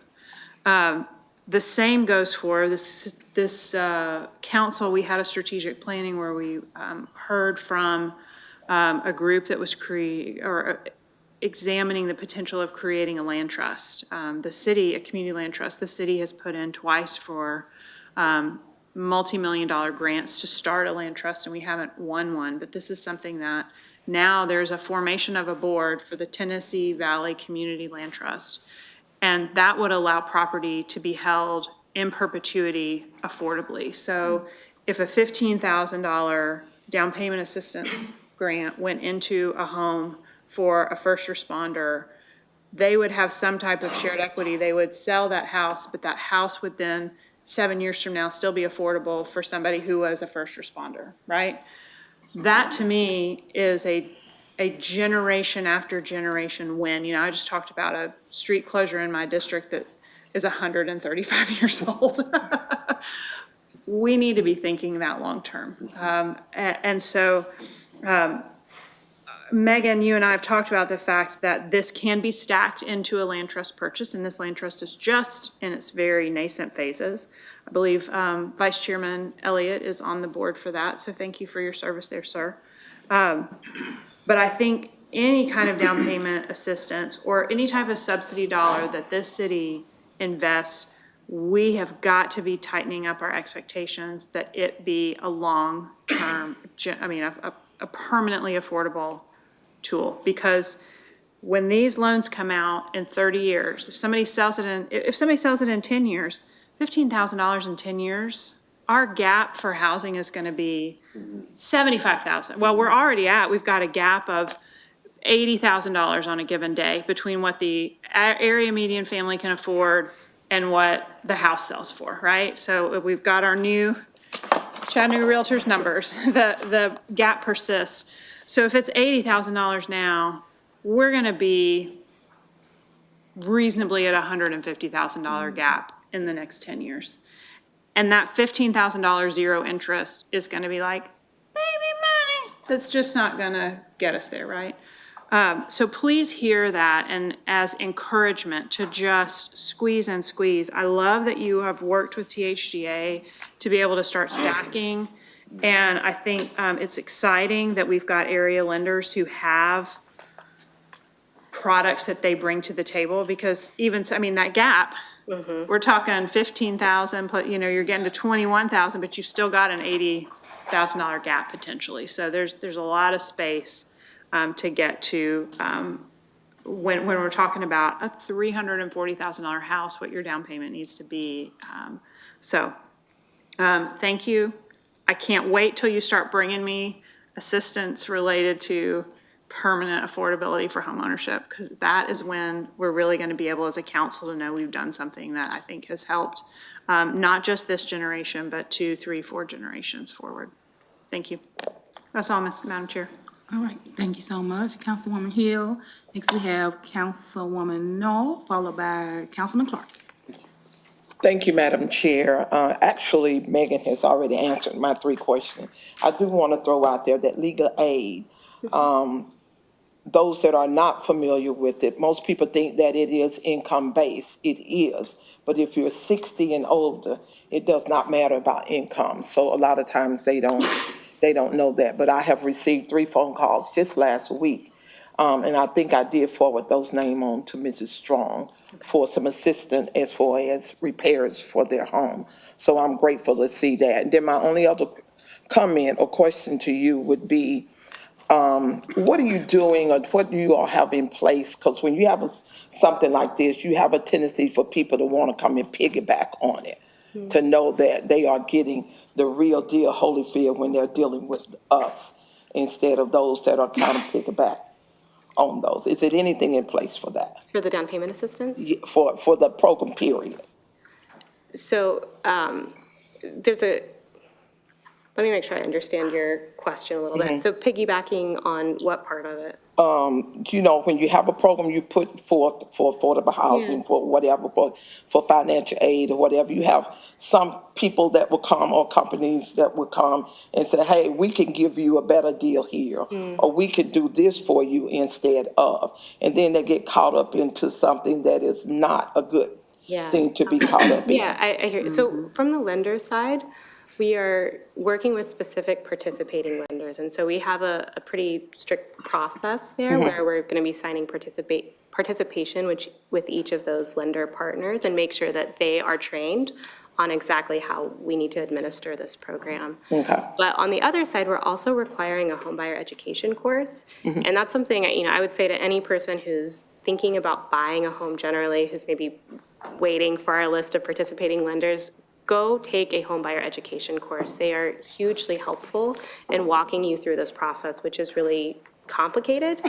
Speak to a housing counselor and talk about your specific situation, and they can really help you understand kind of those scams and those challenges that come up, because you're right, there are often programs that look to take advantage of people. And so that education, I think, is extremely important for anybody who is thinking about buying a home at all, with our program or without our program. Okay. Thank you. Appreciate you, Megan. All Great right. presentation. Thank you.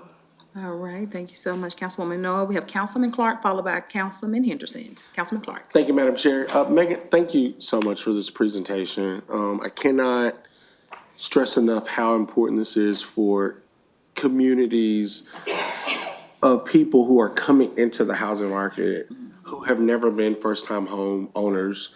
And I look at an audience, I see Tamika Brewer and Sabrina, and I think I saw Tanisha Urban. They're more than just real estate experts. There are people who I know actively work with developers who help people get into homes. And when I look at this, the cost of $400,000 or less, and I'm thinking to myself, my district is District 5, and we have pretty wonderful homes, but they're over $400,000. And my concern with this, because I can't do the math in my head, I can only imagine what the down payment would be on what the average cost to live in all three of y'all's districts. This program does not apply to half of the people who sit on this council. Are we looking into partnering with some of our real estate experts and builders and saying, can you provide a real estate portfolio that is actually affordable to apply this down payment assistance program on? Because when I see that $400,000, I'm like, half of our real estate market, I think we just got some stats from the Greater Chattanooga Real Estate, Greater Chattanooga Realtors, and this is not the average home cost to be a homeowner in Chattanooga. What are we doing to also, I know we're working with preferred lenders, and maybe this is theoretically, but what can we do to continue to work with some of our real estate experts who are, to me, are just community champions? I can't thank them enough.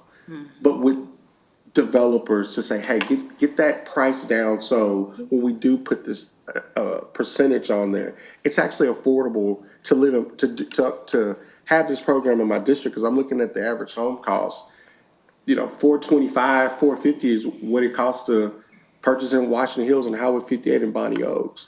So what are we doing? What has that conversation been like? Yeah, that's a great question. You're right. We need to think about it from a production side as well. And I'm very grateful to the real estate professionals who are in this room and who have helped advise us as we work through this program, and will continue to be extremely valued partners as we move forward, because we know for most people, when you're looking for a home, the first place you start is with that real estate professional. It's likely not with the lender. And so we are really relying on their expertise, their connections, their relationships, both to help get the word about this program out there and help get people connected to those homeownership opportunities and to the developers that you're talking about. Part of what we're doing is sharing the data that we're seeing. So I know we've talked to all of you before about the numbers of like 1 and 2 person households in Chattanooga.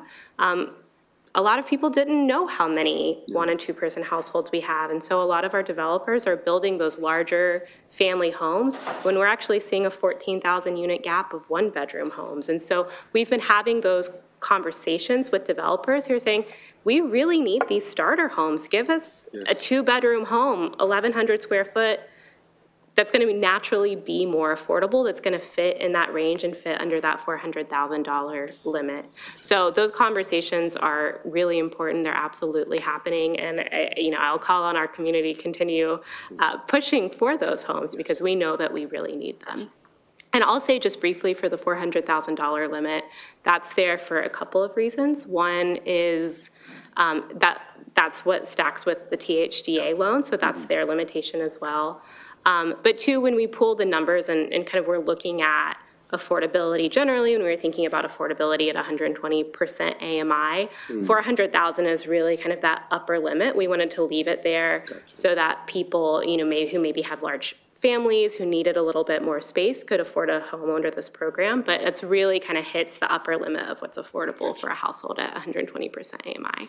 Awesome, thank you. But last thing I'll say, part of all of these programs is a focus on data. So I talked about the data that informed the design, but also we are working really hard to collect data. And so, we take that, we look at what's happening, and we're happy to tweak things as we go along. So every year we'll be kind of looking at this, what's working well. If there are places that need some tweaks, and we can always make those adjustments. Thank you, Megan. Thank you, Madam Chair. Okay, thank you, Councilman Clark. We have Councilman Henderson and then Councilwoman Hill. Thank you, Madam Chair. Megan, looking at the home repair assistance, do we have a number of homes in Chattanooga that are like 50 years old or older? Do we know what that number is? I don't have it off the top of my head, but I do have it. It's a lot. It's a pretty high number, especially if you're looking in our kind of historic River to Ridge area. That's where most of the older homes are concentrated, but they're also across the entire city. So yes, it is a very large number. I cannot give you it right now, but I'm happy to email it to you later. So I'm thinking at some point, are we not going to have to start looking at that as well? As these homes get older and things start falling apart, it's probably our elderly that's living in them. Yeah. In many cases, that I think we're going to have to, can you get us that number? Yeah, easily. I can share it with you Thank later. you. Thank you, Madam Chair. All right, thank you, Councilman Henderson and Councilwoman Hill. Thank you. Just something that occurred to me as Megan was talking about, if you build we need 2-bed houses, 1,100 square feet. And what any developer will tell you is the cost of land makes that very difficult, right? That's why we end up with edge-to-edge 5,000 square foot houses. I think our building community would love to be able to serve 60% of the population that they can't right now. Something that we might want to consider as council is looking again at our ADU legislation, because the reality is, with ADU, we took a great step forward because we created this potential for a small rental in the back of a home. But for people who are purchasing, our housing costs have gone up so high, to get a down payment on a home plus with an ADU is tough, right? But if we were to ever get comfortable with separating those two into individual lots, then we actually have 2 units of sellable housing. And if you can get comfortable with cutting a 4,000 square foot lot into 2,000, it's a lot to get comfortable with, don't get me wrong. But if we could get comfortable, even with like an urban PUD, an interior city PUD that allows us to do more like a cottage court where you've got 5 very small houses that are on what would typically be 1 lot, but we divide it into 5 and they're all sellable. Like, that's when we start to really be able to get some momentum. And I get it, then we're gonna talk about parking, we're gonna talk about all the hard things, but, and to your point about the aging of homes, I think something that's happened over the years is that, homes fall into disrepair, and then because of the way zoning works, then a developer's trying to like buy up this parcel and this parcel to finally get something big enough to subdivide, as opposed to being able to do infill subdivision of things. So that's like, maybe we look at that over the next several months.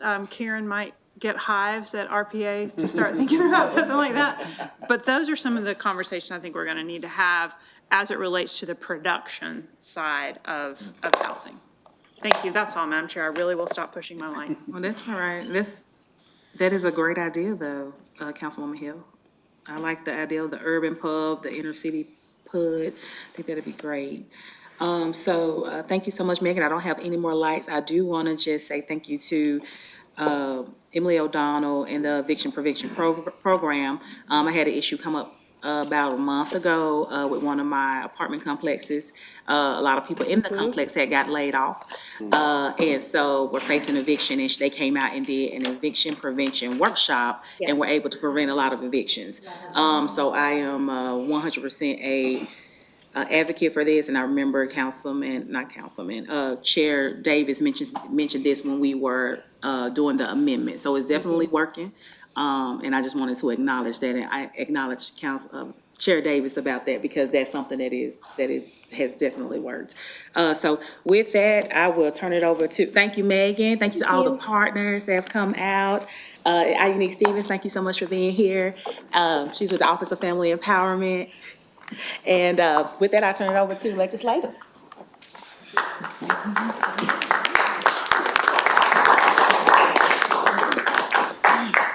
I promise y'all don't have to clap for me. All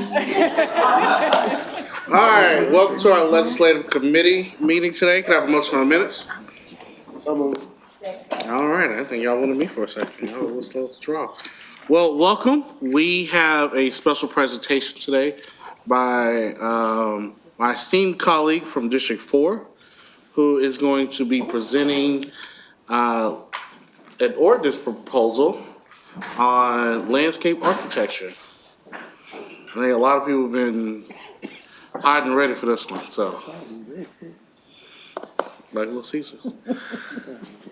In the hot seat down here. In the hot seat. All right. Councilman, the floor is yours. Rick, you have it?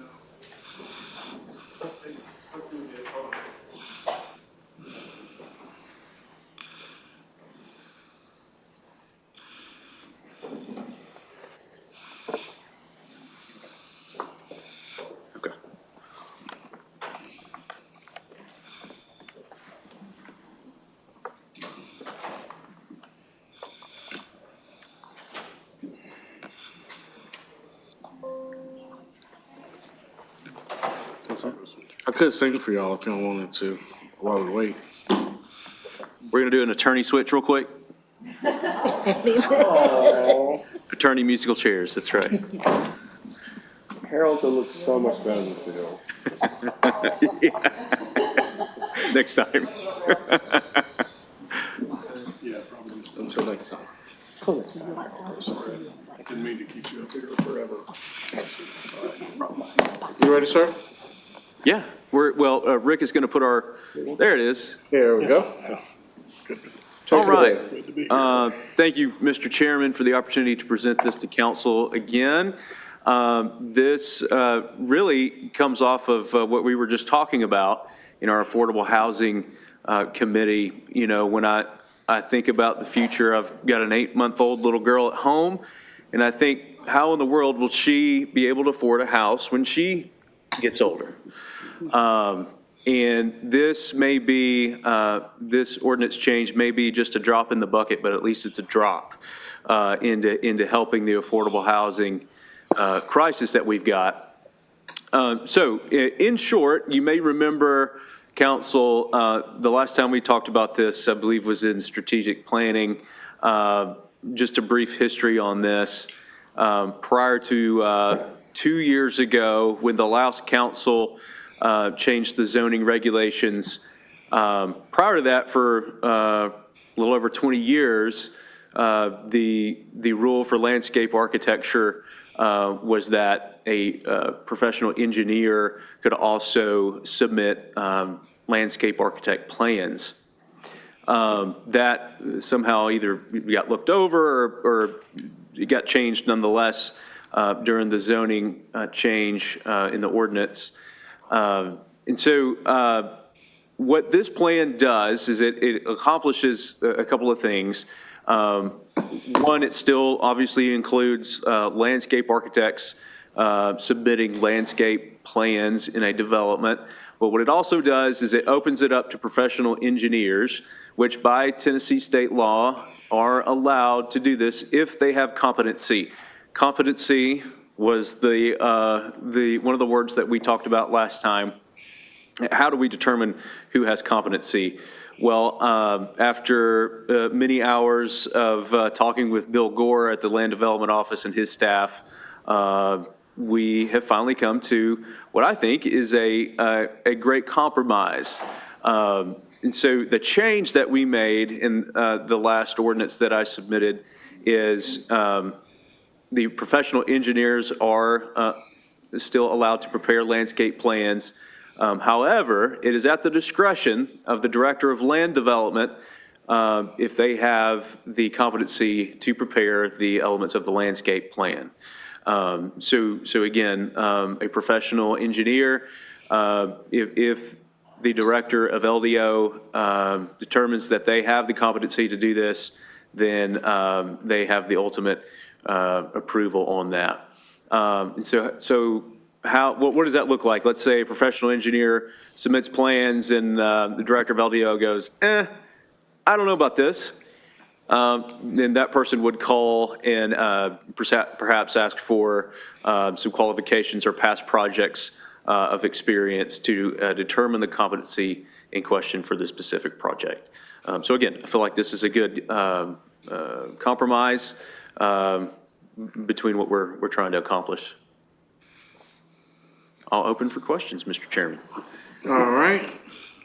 Lighten up like a Christmas tree. All right. Councilwoman Hill. Can you put that back on the screen, please? Floor is yours, ma'am. Did it? We're waiting on it to come back. Well, so, thank you, Councilman Harvey. So for me, I don't know that the question for me was as much about competency as about, is it in our city's best interest to hand landscape planning for, this is specifically for multi-unit developments of 6 or more, of 10 houses or more, or I believe 4 townhouses. So when we think about the fact that as a community, we are striving to live up to the ideals of a city that cherishes our outdoors, that cherishes our natural resources. We right now are saying that a landscape architect who comes at a project from that lens is the best person to work on a project of this size. So not as much about do we all understand the slope, but do we actually come at this with a perspective around creating a healthy ecosystem? And I know that this has been brought to us as a potential cost savings. Can you please tell us the difference in billing for a standard engineering firm to do one of these multi-unit development over 6 units versus a landscape architecture firm? What is the actual savings? I don't know.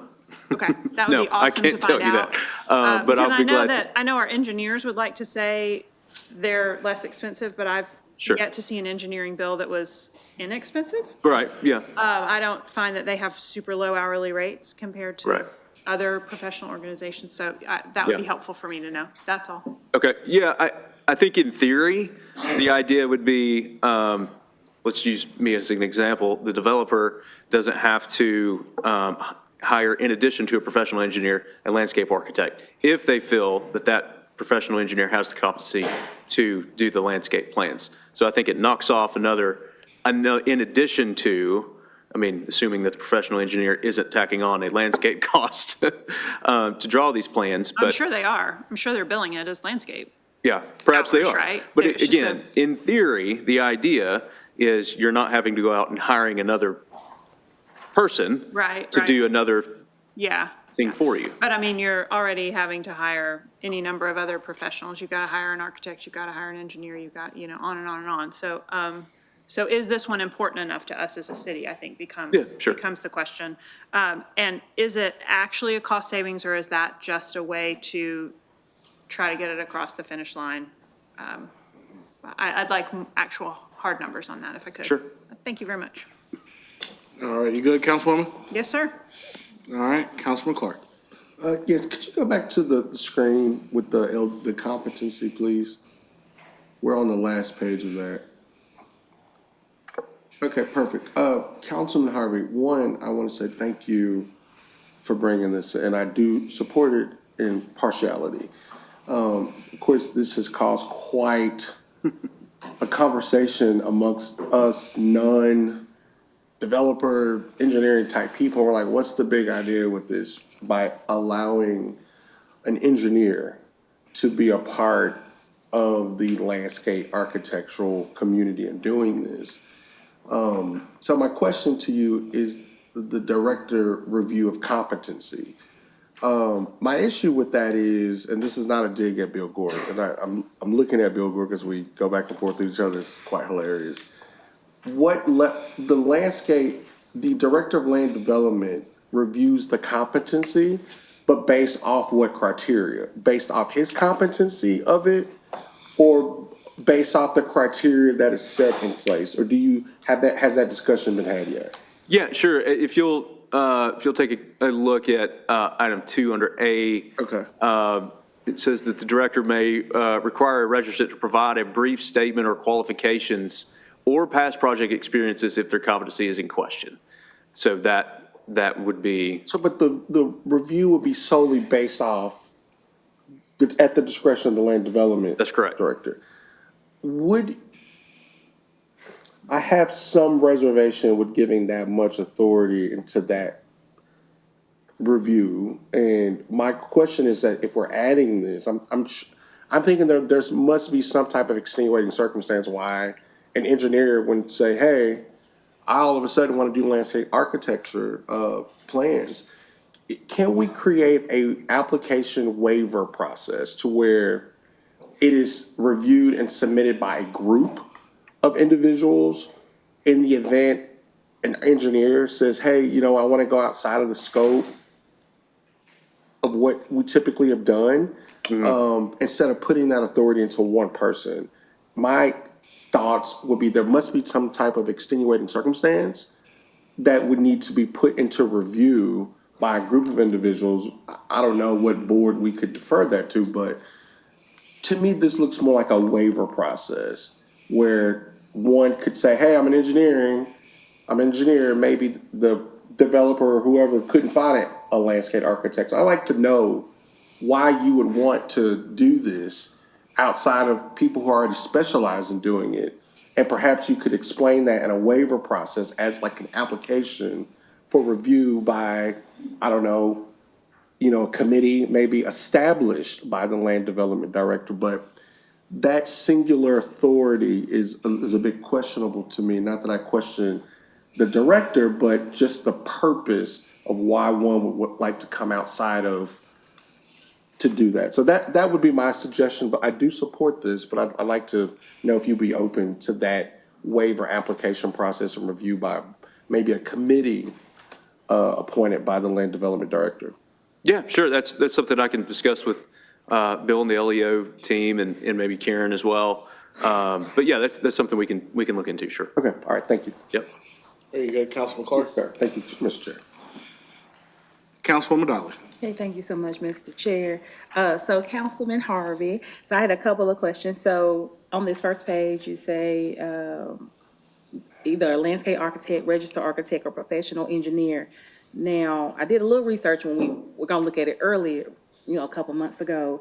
But all three have to be registered by the Tennessee Board of Architectural and Engineering Examiners, is that correct? That's correct. So they all get certified or registered by the same board, they just have different concentrations. Is that Correct. correct? So they all would have that standard certification. I guess leading to kind of a little bit what Councilman Clark was saying about like what, kind of what qualifies and things like that. So that was a good question. And then, and does this allow anyone, I know it's in here, but these are questions that I had previously. Sure. Does this allow individuals without accredited training or licensure to prepare landscape plans? No, just those listed here are the only ones that are allowed to submit. Okay, and then what internal controls do we have to ensure the project is permitted properly? Is there someone who reviews the plans? Do we have someone internal with any of these credentials? With what With specific? our land development office? With what credentials? With landscape architect or registered architect or professional engineer? Oh, yeah, absolutely, yeah. I think, Bill, we've got 2 landscape architects on staff? We do. We have 2 landscape architects on staff that would also be involved, yeah. Okay, that's great.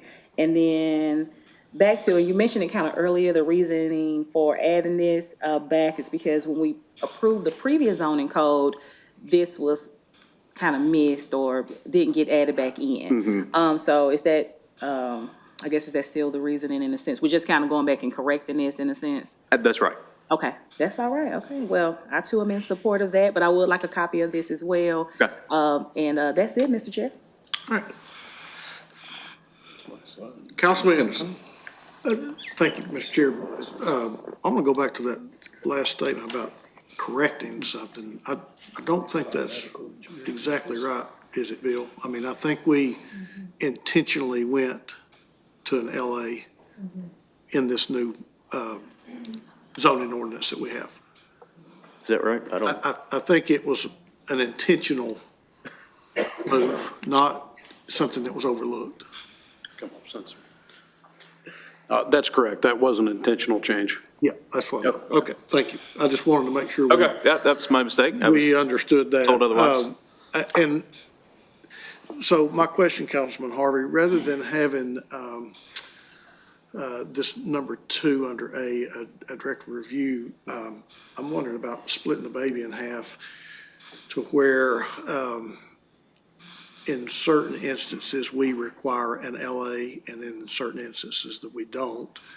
And look, I mean, I understand when you submit landscaping plan, it either meets the city code or it doesn't. Right, correct. But I think that's different than having technical expertise of certain situations like steep slopes.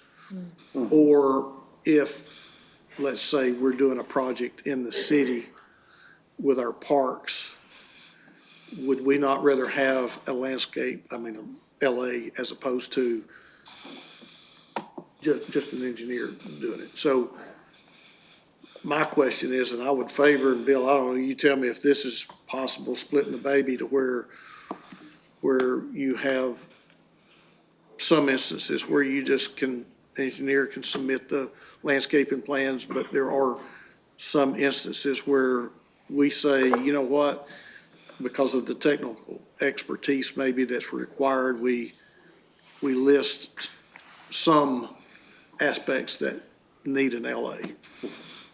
Rather than putting you on the spot and determining who's competent and who's not. Right. So there's been a few references of, if I may, so there is a architect and engineer board for the state of Tennessee, right? It's an A&E board, and they're the ones that determine licensure and competency to its fullest. I'm comfortable with that decision coming to LDO instead of just making it required for all aspects of landscaping. And I've been in communication with the A&E board about how to do that, how to bring those cases forward when there's questions of competency. I've had discussions with our internal LA staff members about this situation, and we've had conversations about what is more prescriptive based on the zone and what is more complex for landscaping. That was a good answer, but I'm not sure I understood any of it. Okay. I mean, I'm just gonna be your honest. question is complexity versus not so much when it's required. What Councilman Cody's presenting is whether or not the direction is left with the Director of the Land Development Office, which is myself. Yes. So we've talked about this at length internally and with Councilman Cody. So I'm comfortable with that decision based on my understanding of our zoning principles and how we operate here in Chattanooga. Well, I guess, so let me direct my question to you. Are there situations that would be best served by an LA? Absolutely. Where we need technical expertise? Yes. And that's what I'm getting to.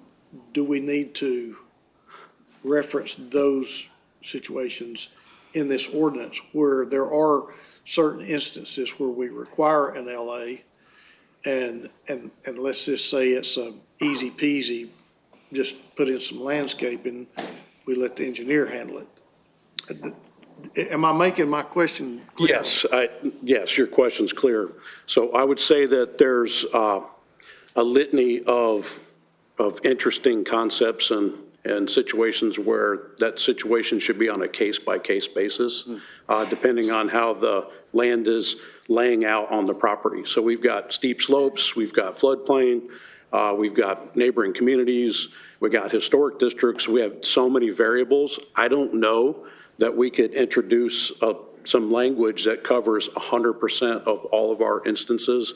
So it would make it more reasonable to be on a determination on a case-by-case basis. So perhaps if we change the language a little bit in there to say, the director of the LDO has the right to determine if an LA is more appropriate. It's up, I'm adding this to our discussion. Well, yeah, and I appreciate that because to me, that's a different conversation than are they competent or not? Okay. Right? I mean, competency means, yeah, I can draw up a landscape plan and meet code. Right. But do I understand the technical expertise that goes into what needs to be in place in certain situations? Yeah. I think yes. Obviously, I brought this forth, but I hear your concern. Okay. Yeah.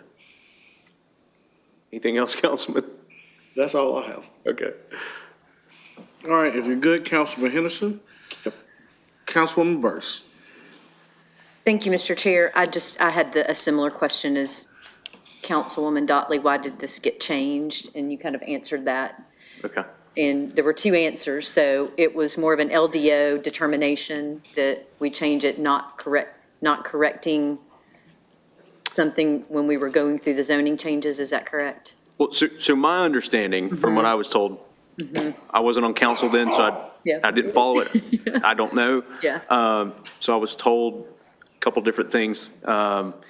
So again, my intent is was to return it back to how it was, because for 20 years, landscape architects had thrived and done well in Chattanooga, and I think we're the scenic city, we remain that way. And so that was my intent, to change it back, but when I took into consideration the emails, calls, and then you all's concerns and objections as well, and felt like this was a good compromise to bring in LDO and have them ultimately make the decision. Thank you. That answers my question. Yes, okay. it does. Thank you. Okay. Thank you, Mr. Chair. Yes, ma'am. If there are no other colleagues, I do questions. I do have a couple myself. And Councilman, some of these may be better for Bill. So yeah, sure. either one. Okay. My first one, how does this change impact your staffing and also your permitting timelines? Will a lot of these reviews be pushed, responsibilities be pushed back on your city reviewers? How would you guys handle that? So right now, I would say I don't see any impact to our staffing. However, there could be timeline concerns depending on the plans that are submitted and the complexity of the plans. I would say even before this change, there were still LAs submitting when it was a complex property that required a lot of more specific landscaping types for soil and erosion protections. So I suspect that's going to continue. I think we're going to see maybe less LA signed documents on simple projects that come in that are more prescriptive, where the landscaping is based purely on how the zoning is currently written. So I don't know that it's really going to impact our timeline or staffing at all. Okay. Have you guys worked through particular standards or criterias for planning plans that fit Chattanooga's characteristics, whether that's soil, topography, runoff mitigation? Have you guys thought about what that would look like as you guys are looking at reviews? Yeah, that is reviewed on every plan that comes through. So that's how we operate currently. And let me dive a little bit deeper. Is there written criteria for that? Or is it based on reviewer to reviewer? Because I will say this, and I think, Bill, this probably precedes your time. One of the biggest complaints we heard from our development community for years is that it's a moving target. It depends on what reviewer you get, depends on what that criteria should look like. So if we're going to be shifting how we look at this, are there going to be written criterias or some type of standard we're going to be looking to hold people to? I would say that those complaints were from prior to the new zoning that was approved by the prior board. So the current zoning regulations and the information that's provided in there has provided much more clarity and opportunity for these things to come through the system much quicker. So I think we're having much more consistency in our review that we're looking at now than historically. And please bear with me. I'm Sure. not trying to be rude or pushy. Sure. I'm just to clarify, are there written standards already that you guys follow? There are written standards for our prescriptive areas that are in the zoning currently. It's just in the zoning. But we don't have anything that looks at planning plans in particular. Do we review that? So there's lots of variables. So we also have it in our transportation code where we have our street tree program and that aspect that's managed by our internal transportation team and LDO, as well as our urban forester and their team. So that stuff is written. It is prescriptive. It identifies what's required to be in those zones, the buffer zones, all of those aspects are in there. Once you get out of the prescriptive area and you're within the private lot per se that's being developed into a subdivision, that's where, generally speaking, the LA comes in and they do a design that completes a process throughout that property. I want to put a pin in that one. I'm going to come back to this one, okay? So I've gotten quite a few questions and folks reach out to me about this one for a couple months. And, some folks sent me some information. One thing that was interesting, this isn't new. There are other municipalities or jurisdictions who do this, but some of them do provide detailed plant lists to kind of provide some guidance for folks as they're looking to embark on their landscape designs and their planning plans. What type of thoughts have we put into this on the front end to provide some guidance for folks going into it? Because here's my concern. Right now we have professionals who are certified in just landscape architecture, who were certified, they went to school, whatever, to lock in on this. But now, if we open this up, anybody with an engineering degree could potentially sign off on this. And Bill, I don't want to insult you, so I'm gonna say, after you're retired and after you're gone as the LDO director, what's to say we don't have an LDO director that says, I know this guy, it's pretty cool, he's been a mechanical engineer for years, he's good. Well, mechanical engineering or chemical engineering or nuclear engineering could be very different scope of practice than a landscape architect. So have we thought about any type of guidance to provide people to make sure we're not causing a slippery slope? Absolutely. So those were conversations that I've been having internally with our two professional LAs that currently work in LDO, and understanding that this may be coming forward and there's going to be a change. We've already started talking about what our SOP is going to look like, standard operating procedure for those that don't know the acronym, so that we can actually define how that is determined. So when we're looking at the plans and we're comparing it to the native species and thriving plants in certain areas and what the accomplishments are supposed to be on those properties, as well as determining levels of competency and how that is going to move forward. And it'll be written down in an SOP, which gets certified by the Administrator of Public Works. And Okay. so, Well, answer me this. Have you guys given thought to what does it look like if we deny somebody and say they're not competent? Is there going to be an appeal process? And if so, what does that look like? And who do they appeal to? interesting Point to himself. I would say potentially the tree commission. So City of Chattanooga has a tree commission that's active. They're all but one position is filled now. They're stood up and ready to go to hear appeals. So what expertise does the tree commission provide that directly oversees landscape architecture? Because I'm not a landscape architect, and I'm not trying to be funny, but I know it is a lot more than just planting some flowers that goes into it. So what goes into who makes up the tree commission, and what are their expertise around this? So, I mean, Chris Anderson can help with this, with who all's on there, but most of the folks on the tree commission are either licensed architects or professionals with degrees in the industry. I see Chris typing, like, throw that brother out there. He's shrunk cover. Councilman, a majority of the members of the tree commission are required to be tree professionals. This can be landscape architects or other related fields. 3 of the seats on the 9-member tree commission are contractor, engineer, developer. I would like to hear any of their breakdowns on that tree commission. If that's going to be the appeal process, I would like to get an understanding of who has expertise in landscape architecture, right? Because we could just be bumping this up to an appeal board that has equal to the same criteria as a person who got denied. You see what I'm saying?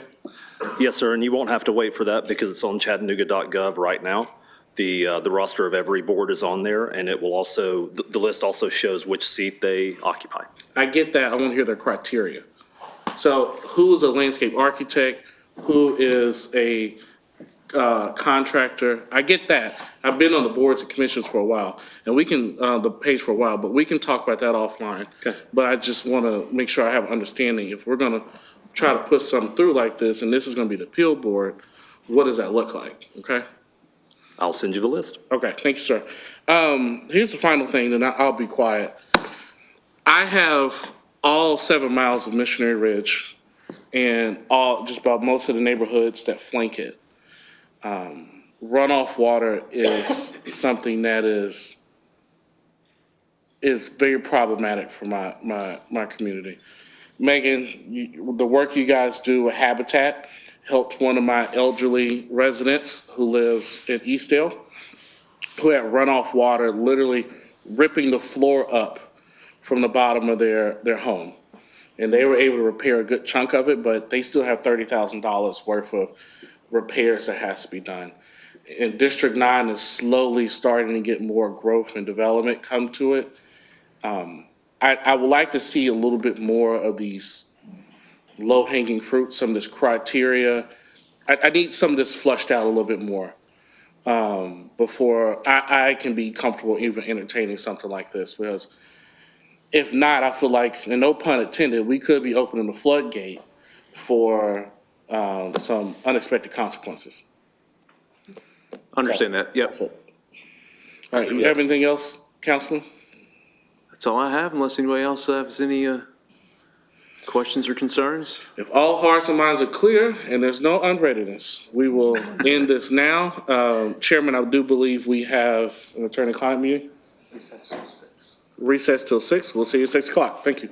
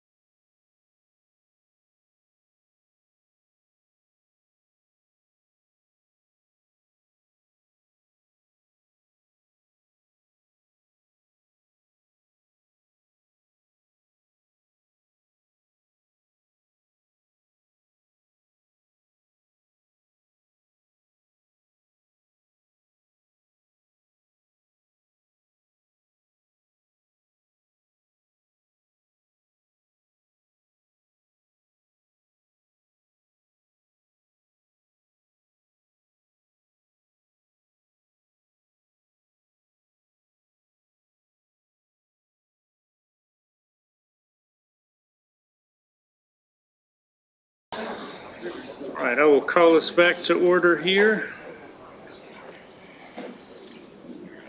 And Madam Clerk, if you would please read item 7A.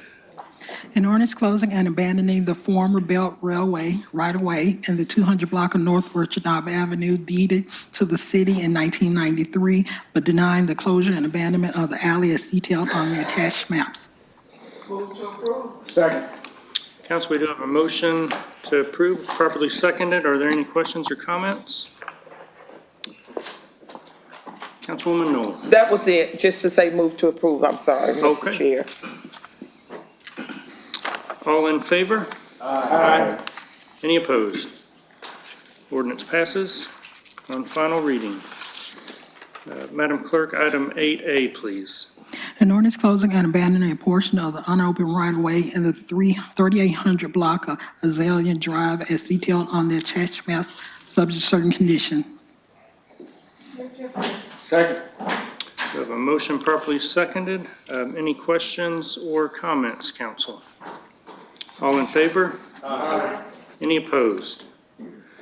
Ordinance passes on first reading. Item 8B, please, Madam Clerk. An ordinance closing and abandoning a portion of the unopened right-of-way in the 300 block of Stringer Street as detailed on the attached maps. Second. We have a motion and a proper second. Any questions or comments on this item? All in favor? Aye. Any opposed? Item 8C, please. An ordinance closing and abandoning a portion of the unopened right-of-way in the 100 block of Truett Street as detailed on the attached maps. Move to defer until May 5th, 2026. Second. All right, council, we have a motion to defer until May 5th, 2026, properly seconded. Any questions or comments? All in favor? Aye. Any opposed? Ordinance passes, or is deferred until May 5th. Item 8D, please, Madam Clerk. An ordinance closing and abandoning a portion of the unopened right-of-way of Cedar Street as detailed on the attached maps, subject to certain conditions. Move to approve. Second. We have a motion to approve, properly seconded. Council, any questions or comments on this item? All in favor? Aye. Any opposed? Ordinance passes on first reading. Item 8E, the alternate version, please, Madam Clerk. An ordinance to amend Chattanooga City Code, Part 2, Chapter 24, Article 14, Section 24507, Schedule 7, relative to restricted on-street parking areas to create a new South Side Coward Neighborhood Parking District. Councilwoman Dartley. Thank you so much. I'll make a motion to approve. And also, if I get a second, Councilwoman Burrs plans to make an amendment. So move to approve. Second. Okay, we do have a motion properly seconded. Okay. And then Councilwoman Burrs had an amendment. Councilwoman Burrs, you're Yep, recognized. I'd like to make an amendment, please. I'd like to make a motion to amend Section 2 to be read, be it further ordained that this ordinance shall take effect on or before July 1st, 2026, with enforcement to begin August 10th, 2026. We have a motion to amend. Do we have a second? Second. All right, we have a motion and a second on the amendment. All in favor of the amendment? Aye. Sorry. Okay. Any opposed? Abstain. Abstain. Abstain. Okay. And the chair will abstain as well. And so the amendment fails. That means we're back on the main motion. Correct, Mr. Attorney? Yes, sir, you're back to the first one. All right. And so we did have a motion properly seconded on the alternate version. All in favor? Aye. Any opposed? No. No. And the chair votes no as well. The noes have it, and the ordinance fails on first reading. My light's still on, Chairman. I'd like to make a comment. Oh, sure. your, an opportunity to make comments. I'm sorry. Yeah, so that's okay. I just want to say that I think that this ordinance is close to being good and meeting the needs of everybody. So I would suggest that at some point, maybe the neighborhood and the school and the businesses get together to see if they can come up with another alternative version. Because there were things that could be done, I think, a little bit better. So, thank you, Mr. Chair. Sure. And Councilwoman Dotley? Yes, thank you so much, Mr. Chair, and thank you, council, so much. For my neighborhood, thank you for all the hard work you put in. Also, thank you to the PTA as well as especially Emily for advocating for the school. We do still have a lot of work to do in the area. Chief Knowles did walk the area with our fire marshal, and so we did have some additional things that we need to do for that as well. So wanted to put that out there, is that we still have things that we need to get done. So with that, thank you so much, Mr. Chair. Yes. Appreciate you. Thank you. All right. Madam Clerk, if you would please read item F. An ordinance to amend Chattanooga City Code, Part 2, Chapter 38 zoning ordinance so as to rezone 2 unaddressed properties in the 1,000 block of Shallowford Road from RN 16 residential neighborhood zone to TRN 2 traditional residential neighborhood zone, subject to certain conditions. All right, and this is planning item 2026-0014 on final reading, or still on first reading, I believe. So just want to see if the applicant is present or if there's any opposition present. Okay. And so you make a motion? Move to approve. Okay. Sorry? We do have a motion properly seconded. Yes, Vice Chair. I would like to motion to amend with the following conditions, that's appropriate. Those being a privacy fence is required along the western line running the full length of the home directly across from it. 5 to 6 foot vegetation screens must be installed along the rear of all homes bordering the western property line. The HOA rule shall prohibit a floodlights directed toward any neighboring property. There shall be a minimum 10-foot setback on the western property line, and the developer shall adjust the neighboring property owner's driveway so it doesn't cross over into the new development. I have given this to the clerk as well as our city attorney. I believe it's a minimum 10-foot setback. Correct, minimum, sir. Yes, sir. All right, we do have a motion properly seconded on the amendment. Any questions or comments? All in favor? Aye. Any opposed? All right, and the amendment passes. Back on the motion, the ordinance has amended. Any questions or comments? All in favor? Aye. Any opposed? And item passes on first reading. Madam Clerk, item 9A, please. A resolution approving the acceptance and distribution of fiscal year 2026-2027 Community Development Block Grant, CDBG, and Home Investment Partnership Act Home Funds from the U.S. Department of Housing and Urban Development, HUD, and program income, all totaling approximately $3,001,000 as shown more fully described below. Move to approve. Council, we do have a motion properly seconded. Any questions or comments about this item? All in favor? Aye. Any opposed? I abstain. All right. And the resolution passes with one abstention. Item 9B, please. A resolution authorizing the city of Chattanooga to serve as the government sponsor and pass-through entity for the American Battlefield Program grant from the National Park Service to the American Battlefield Trust to purchase a 30-acre parcel known as the Charton Tract at the Wauhatchie Battlefield located in Hamilton County for a grant amount not to exceed $973,527. Second. We do have a motion, a proper second. Any questions or comments?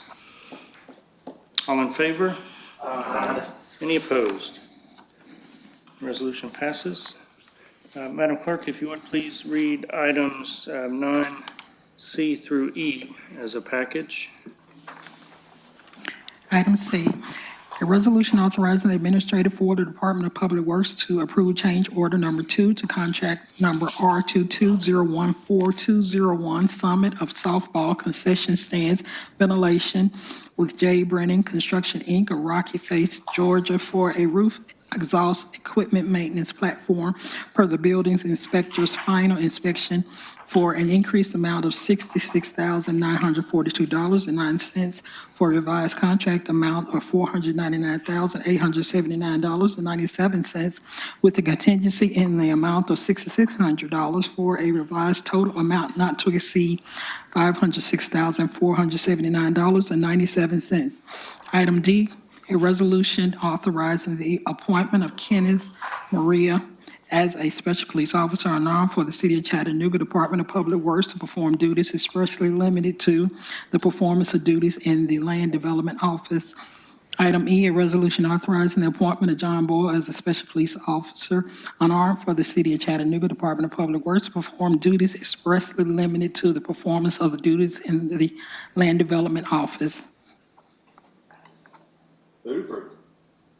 Second? Do you have a motion and a proper second? Any questions or comments about these resolutions, council? All in favor? Aye. Any opposed? And the resolutions pass. I was saying about rebuilding some of the softball. Oh, right. We said it on a lot. Piece by piece. Yep. All right. And so we are to purchases now. Have Weston come up. Good evening, council. We have 4 purchases recommended for approval this evening. The first one is Parks and Outdoors is requesting an increase of $23,000 and a 5-month extension through December 31, 2026 to agreement PA 100698 for grounds maintenance with landscape workshop. The annual amount limit will be $123,000. Item number 2 is with Technology Services. They're requesting an increase of $3,375 to agreement PA 100555 to risk management software. The new annual amount limit will be $74,565. Item number 3 is with Technology Services for a new agreement for wireless services to be used citywide. This will be a 3-year agreement with an annual limit of $1 million. The award will go to Verizon Communications utilizing the State of Tennessee contract. And item number 4 is with the Police Department. This is a one-time purchase of a vehicle disablement system for police in the amount of $65,107. The award will go to Mobile Spike Technologies as a sole source. Do you have a motion and proper second? Any questions or comments, council? All in favor? Aye. Any opposed? And the purchases are approved. Thank you, Weston. Go around here for committee reports. We'll start with Councilman Henderson. Thank you, Mr. Chair. Next Tuesday, May 5th, the administration will present council with our budget books and a brief overview of our 27 budget. If we could do that during special presentations. I'll also lay out our budget hearing schedule at that time. Okay, thank you. Councilwoman Hill. This was a lunch and learn that we had today with the developers of the Bend, and because it is related to economic development, I'll go ahead and share that we do expect some exciting announcements next week and the following week, as told to us by the developer, Jimmy White. Okay, thank you. Councilman Harvey. No report? Councilman Clark. No report for education innovation. And Councilwoman Dotley. Yes, we did have an affordable housing committee today. We talked about the critical home repair program, eviction prevention, and the down payment assistance program. Thank you, Mr. Chair. Thank you. And Councilwoman Burrs. Thank you, Mr. Chair. We will have a Planning and Zoning Committee meeting next week, And I believe that Deputy Chief Darren Ledford will provide us an update on RPA as well. So that's my report. Okay. Thank you. And Vice Chair Elliott. Thank you, Chairman.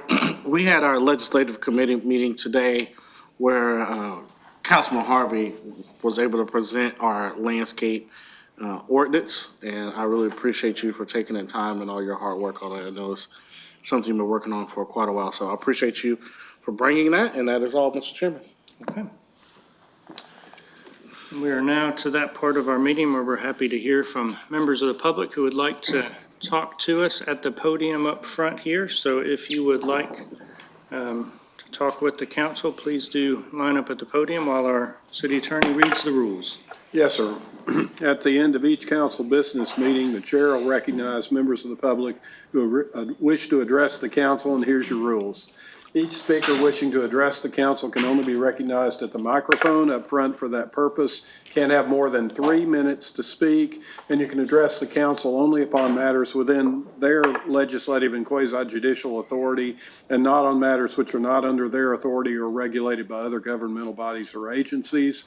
Do not engage in any vulgar or obscene language, or nor use the floor to personally attack or personally denigrate others, and address the council as a whole and not make comments directed towards individual council members.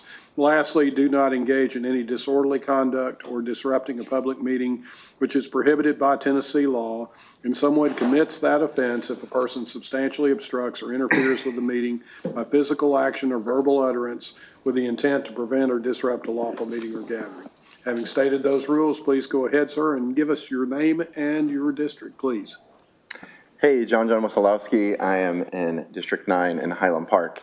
The first thing I want to say in regards to the parking that was not passed, I wonder if we have considered a parking benefits district. This is something that's been used where you could switch the neighborhood parking to paid parking. Those funds are then channeled, instead of to different entities, it's funneled into that community. So community members can get on board. Businesses can get on board because it flips parking faster, so more customers show up. And that money could be used to, say, fund a park for Battle Academy or to maintain sidewalks and things of that nature. This is something that's been used quite powerfully and fits in with that type of urban landscape. But what I mainly wanted to talk about was this idea of affordable housing, specifically accessory dwelling units that Jenny Hill brought up. Thinking of that $3 million, if we had something like a payment assistance program for ADUs, because a lot of times a homeowner that wants to build a house, if you live in an alley neighborhood like mine, I could build one, but I can't afford it. But if there was like a CDFI, which is kind of like a community-driven financial institution locally that could help get me over that hump, in 5 years, I could refinance and give that money back. And so that $3 million would be a revolving loan that builds 75 units every 5 years. So that money never goes away. It keeps coming back into the community. And there are examples of people doing stuff like this. There are interesting things happening in South Bend, Indiana, where they have these pre-approved plans that are getting housing, ADUs, duplexes built. And there are places like Durham, North Carolina, where the Tri-City area, or the Triangle as it's called, has an extreme housing crisis, but Durham has been able to curb it through a lot of their housing policies, through splitting lots, interesting lot shapes, ADUs, and something we've taken a step towards, Yes in God's Backyard, or building on church properties. I would like to see a lot of these programs we started sort of unlocked and not kept to a few different entities, and I think that that's something that we could really do. Seeing the numbers that Megan presented, she did such a good job, and they're working so hard on giving lots of tools. Something we see there is that we are in a literal crisis, and a crisis is going to mean pulling out all the stops for everyone. With that, I'm going to give you 39 seconds back since it's been a long day. Thank you, John. I wish everybody shared your passion for improving communities, so good job. Hello, my name is Joshua David Capellish. I'm an advocate for unsheltered citizens and veterans in southeastern Tennessee. We're somewhere between pity and prosperity. And before I get into my speech, I was riding around with my sons the other night, and it was kind of a funny joke, but he said, it's like there's a different smell every 100 yards, you know, so it was kind of funny. But from the mouth of babes, right? So I'm here today to give a voice for the voiceless, the downtrodden, and the forgotten. I began my homeless work in Chattanooga 13 years ago off St. Elmo Avenue, and the joy I get from helping others keeps me going today. For some like me, my wounds as a veteran are invisible, and my service to others as a chaplain is the medicine for my soul. I love to share the love God has for me with others. The two main commands in the Bible are to love God and to love your neighbor as you love yourself. My grandfather served on a county board for 21 years. I learned about politics at the dinner table and what love for my community looks like in action. Actions speak louder than words, and sometimes in politics we use a lot of words. And I would encourage you to disagree, or at least agree to agree, or agree to disagree, right? We choose our least worst options sometimes, and hopefully our best. But my hope is that we can see some meaningful and measurable action on building a shelter for our most vulnerable citizens.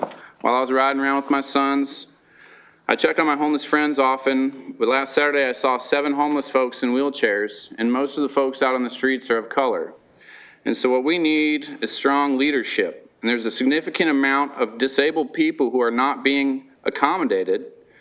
And based on my research and nationally as well, elderly folks are subjected to a lot of unsheltered situations because their cost of living has increased and Social Security payments haven't, and food and all the expenses, as we know, have increased. So that's something we need to do as a society. And how can we leave women and wheelchair-bound people, the elderly and veterans, in the cold rain to suffer without end? Estimates for the number of homeless in Chattanooga range between 900 and 4,000, depending on the source. And raising taxes while not providing a critical life-saving shelter is a death sentence for our most vulnerable. And I hope you can lead with love and building a shelter as if you were the one waiting for it. And I think what we're trying to do is kind of look at the costs of living and balancing the budget out. And y'all have a difficult task, and there's no easy way around it. So it's a law of supply and demand. They don't make any more land. Accessory dwelling units are great, and we need to just be a little bit more innovative or build up. You know, God bless you, and thank you for all your work. Thank you. Hi, I'm Nips, District 4. This is about the homelessness in our city and the fact that we keep blaming people instead of fixing causes. Too often, homelessness is treated like an eyesore instead of policy failure. People complain about the tents and street corners, but ignore what puts people there in the first place. Unstable wages, raising rent, lack of health care, and barriers to employment. I know this firsthand. After my military service, I experienced homelessness. Finding a job was not simple. Being overqualified or a risk as a veteran shuts doors. It doesn't take much to end up here. One paycheck, one medical bill, one loss. I became a widow, and again, that alone destabilized everything. Shelters are not an easy solution as people think they are. Beds are limited, hours are restrictive, and many people require to conform to religious expectations just to receive help. That's not support, that's conditional survival. For those with disabilities, the system is broken. Many employers refuse basic accommodations, meanwhile, disability incomes limit nearly impossible to survive. The result, people are trapped and unable to earn enough to live, but punished when they try. Even getting back on your feet comes with barriers. Without an ID, you cannot work or secure housing, but getting an ID requires proof of residency, something homeless individuals by definition do not have. It's a cycle that keeps people stuck. Housing itself is inconsistent and unaffordable. Rent fluctuates widely, increases without improvements, and locks people out with bad credit. At the same time, hiring systems filter out applications over minor technicalities, preventing people from getting interviews, especially with this AI problem. And when people fall into addiction or mental health crisis, we ask, why didn't they get help? The answer is simple. They cannot afford it. For me to go through 10 days of detox was $1,000 a day. For me, 8 months inside the mental facility cost over $100,000. That is stuff that people cannot afford. If we actually want to reduce homelessness, we need to focus on solutions that actually work. Accessible ID programs for those without permanent addresses, public hygiene resources like showers and laundry, fair housing practices that don't rely solely on automated filtering, rent stabilization and accountability for landlords, community food redistribution instead of waste. Homelessness is not a moral failure. It is overall a systems failure. If we keep focusing on appearances instead of causes, nothing will change. And 30 seconds also, thank you.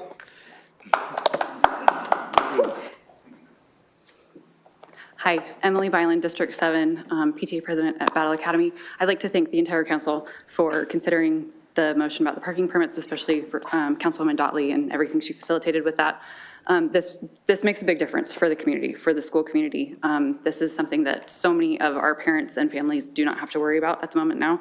And it's something that the school does not have to deal with logistically, because when it comes to dealing with subs or emergency people that have to come and pick up somebody from the school for whatever reason, those people don't have to worry about potentially getting a ticket. And so we deeply appreciate it. We are always willing to work with the community and with the neighborhood and potentially come up with a compromise. I won't be PTA president next year, but I will be at school. I have a 3-year-old as well as my 3rd grader, so I'll be there for a while. So I will concede my remaining 2 minutes, so thank you. Thank you. Hello, Council. My name is Jenny, and I live in District 7. I'm here to advocate for the residential parking program for Southside Cowart. I know the ordinance didn't pass today, but I'd like to share my thoughts and ask you to be open to reconsidering it in the future. The first point is this program was first proposed to us by the city as they saw Main Street become more developed. Our neighborhood went through a multi-year process to collect enough support for a petition, which had 125 signatures when we submitted it to the CPA. This represents more than 2/3 of owners in their neighborhood, and I personally spoke to a majority of them as I went door to door and at our neighborhood association meetings. Southside Cowart is surrounded by commercial zoning on all 4 sides, but I want to call out that this does not mean that we don't have enough parking for everyone. We have several public parking lots within walking distance, and paid parking on and around Main Street is free after 6 p.m. Monday through Saturday. However, most visitors end up parking in front of our homes because it's often easier and closer. I believe that development and parking are closely related issues, and we need to consider the needs of both businesses and residents, not one at the expense of the other. Many owners have lived in our neighborhood for over 15 years before most businesses opened here. In addition to this program, we have advocated for new businesses like hotels to build enough parking for their guests and employees to alleviate future pressure on parking availability. We also believe the parking program will make the neighborhood safer because there will be less traffic and fewer parked cars along residential streets. And importantly, this program would fund consistent enforcement of illegal parking, which occurs daily today and creates unsafe environments for pedestrians, cyclists, and motorists, including the students, parents, teachers, and volunteers who go to Battle Academy and restaurant and business patrons. Cars are frequently parked facing the wrong way, close to or even blocking intersections, and in areas clearly marked as no parking anytime. This makes it dangerous for people walking through the neighborhood, as drivers don't have visibility into who's trying to cross the street. This program would also ensure easier access for emergency vehicles such as fire trucks and ambulances. As for Battle Academy, we feel that the proposed parking tag solution would give the school flexibility and control when it comes to managing parking access and at no additional cost burden to families. We don't want to make it difficult for anyone to visit the school. The parking tags provide a clear system to allow the CPA to enforce parking without impacting school and daycare needs, and ensures there is enough street parking in the first place for parents, teachers, and volunteers to visit Battle Academy. It's unfortunate that this ordinance did not pass today, but I want to thank Councilwoman Burrs for encouraging us to continue working on a better version with the school and local businesses, and I especially want to thank Rakita for supporting our neighborhood and helping us navigate these difficult conversations. Thank you. Thank you. Good evening, Council. My name is Graham Hartness. I'm a resident of District 9 in Old Town Brainerd. I'm a graduate landscape architect, and I currently serve on the executive committee of the Tennessee chapter of the American Society of Landscape Architects. In this role, I help connect our local landscape architecture community with chapter leadership and support a stronger, more engaged profession and better serve the communities and environments that we shape. I'm here today regarding the proposed amendment to Section 3861, the landscape ordinance. I want to begin with something very simple but very important. These plans are not decorative documents. They influence how stormwater moves through a site, how trees survive over time, how heat is mitigated, how pedestrians safely and comfortably move through spaces, and how these landscapes perform years after installation is complete. These plans directly affect public safety, environmental health, maintenance costs, and the long-term quality of development in our city. As landscape architects, we're specifically trained and licensed to work on these living systems: soil, water, vegetation, grading, ecology, and the built environment all put together. That training exists for a reason. Licensure establishes accountability, technical competency, which was a big part of the conversation today, and responsibility for the work being put into the ground in the city that we love. Importantly, that experience already exists here locally. Chattanooga has a strong and growing community of licensed landscape architects who deeply care about the city and the environments that we shape. We work collaboratively every day with engineers, architects, planners, contractors, and public agencies. Good projects depend on interdisciplinary collaboration, but collaboration works when each profession leads within its area of expertise and responsibility. Chattanooga has made major commitments around sustainability, resilience, tree canopy coverage, walkability, and quality of life in recent years. Those goals do not happen accidentally. They require thoughtful, technically sound landscape design and long-term environmental thinking. I believe Chattanooga has an opportunity to continue raising the bar for the quality of its built environment, not lowering it. So respectfully, I ask you guys, council, to carefully consider the long-term implications of this amendment and the value that licensed landscape architects bring to our city. Thank you for your time and your service to the city. Thank you. Good evening. Yeah, it is good evening. I think I may be last. I'm not sure. My name is Joe Sawyer. Reside in District 2. I am a landscape architect.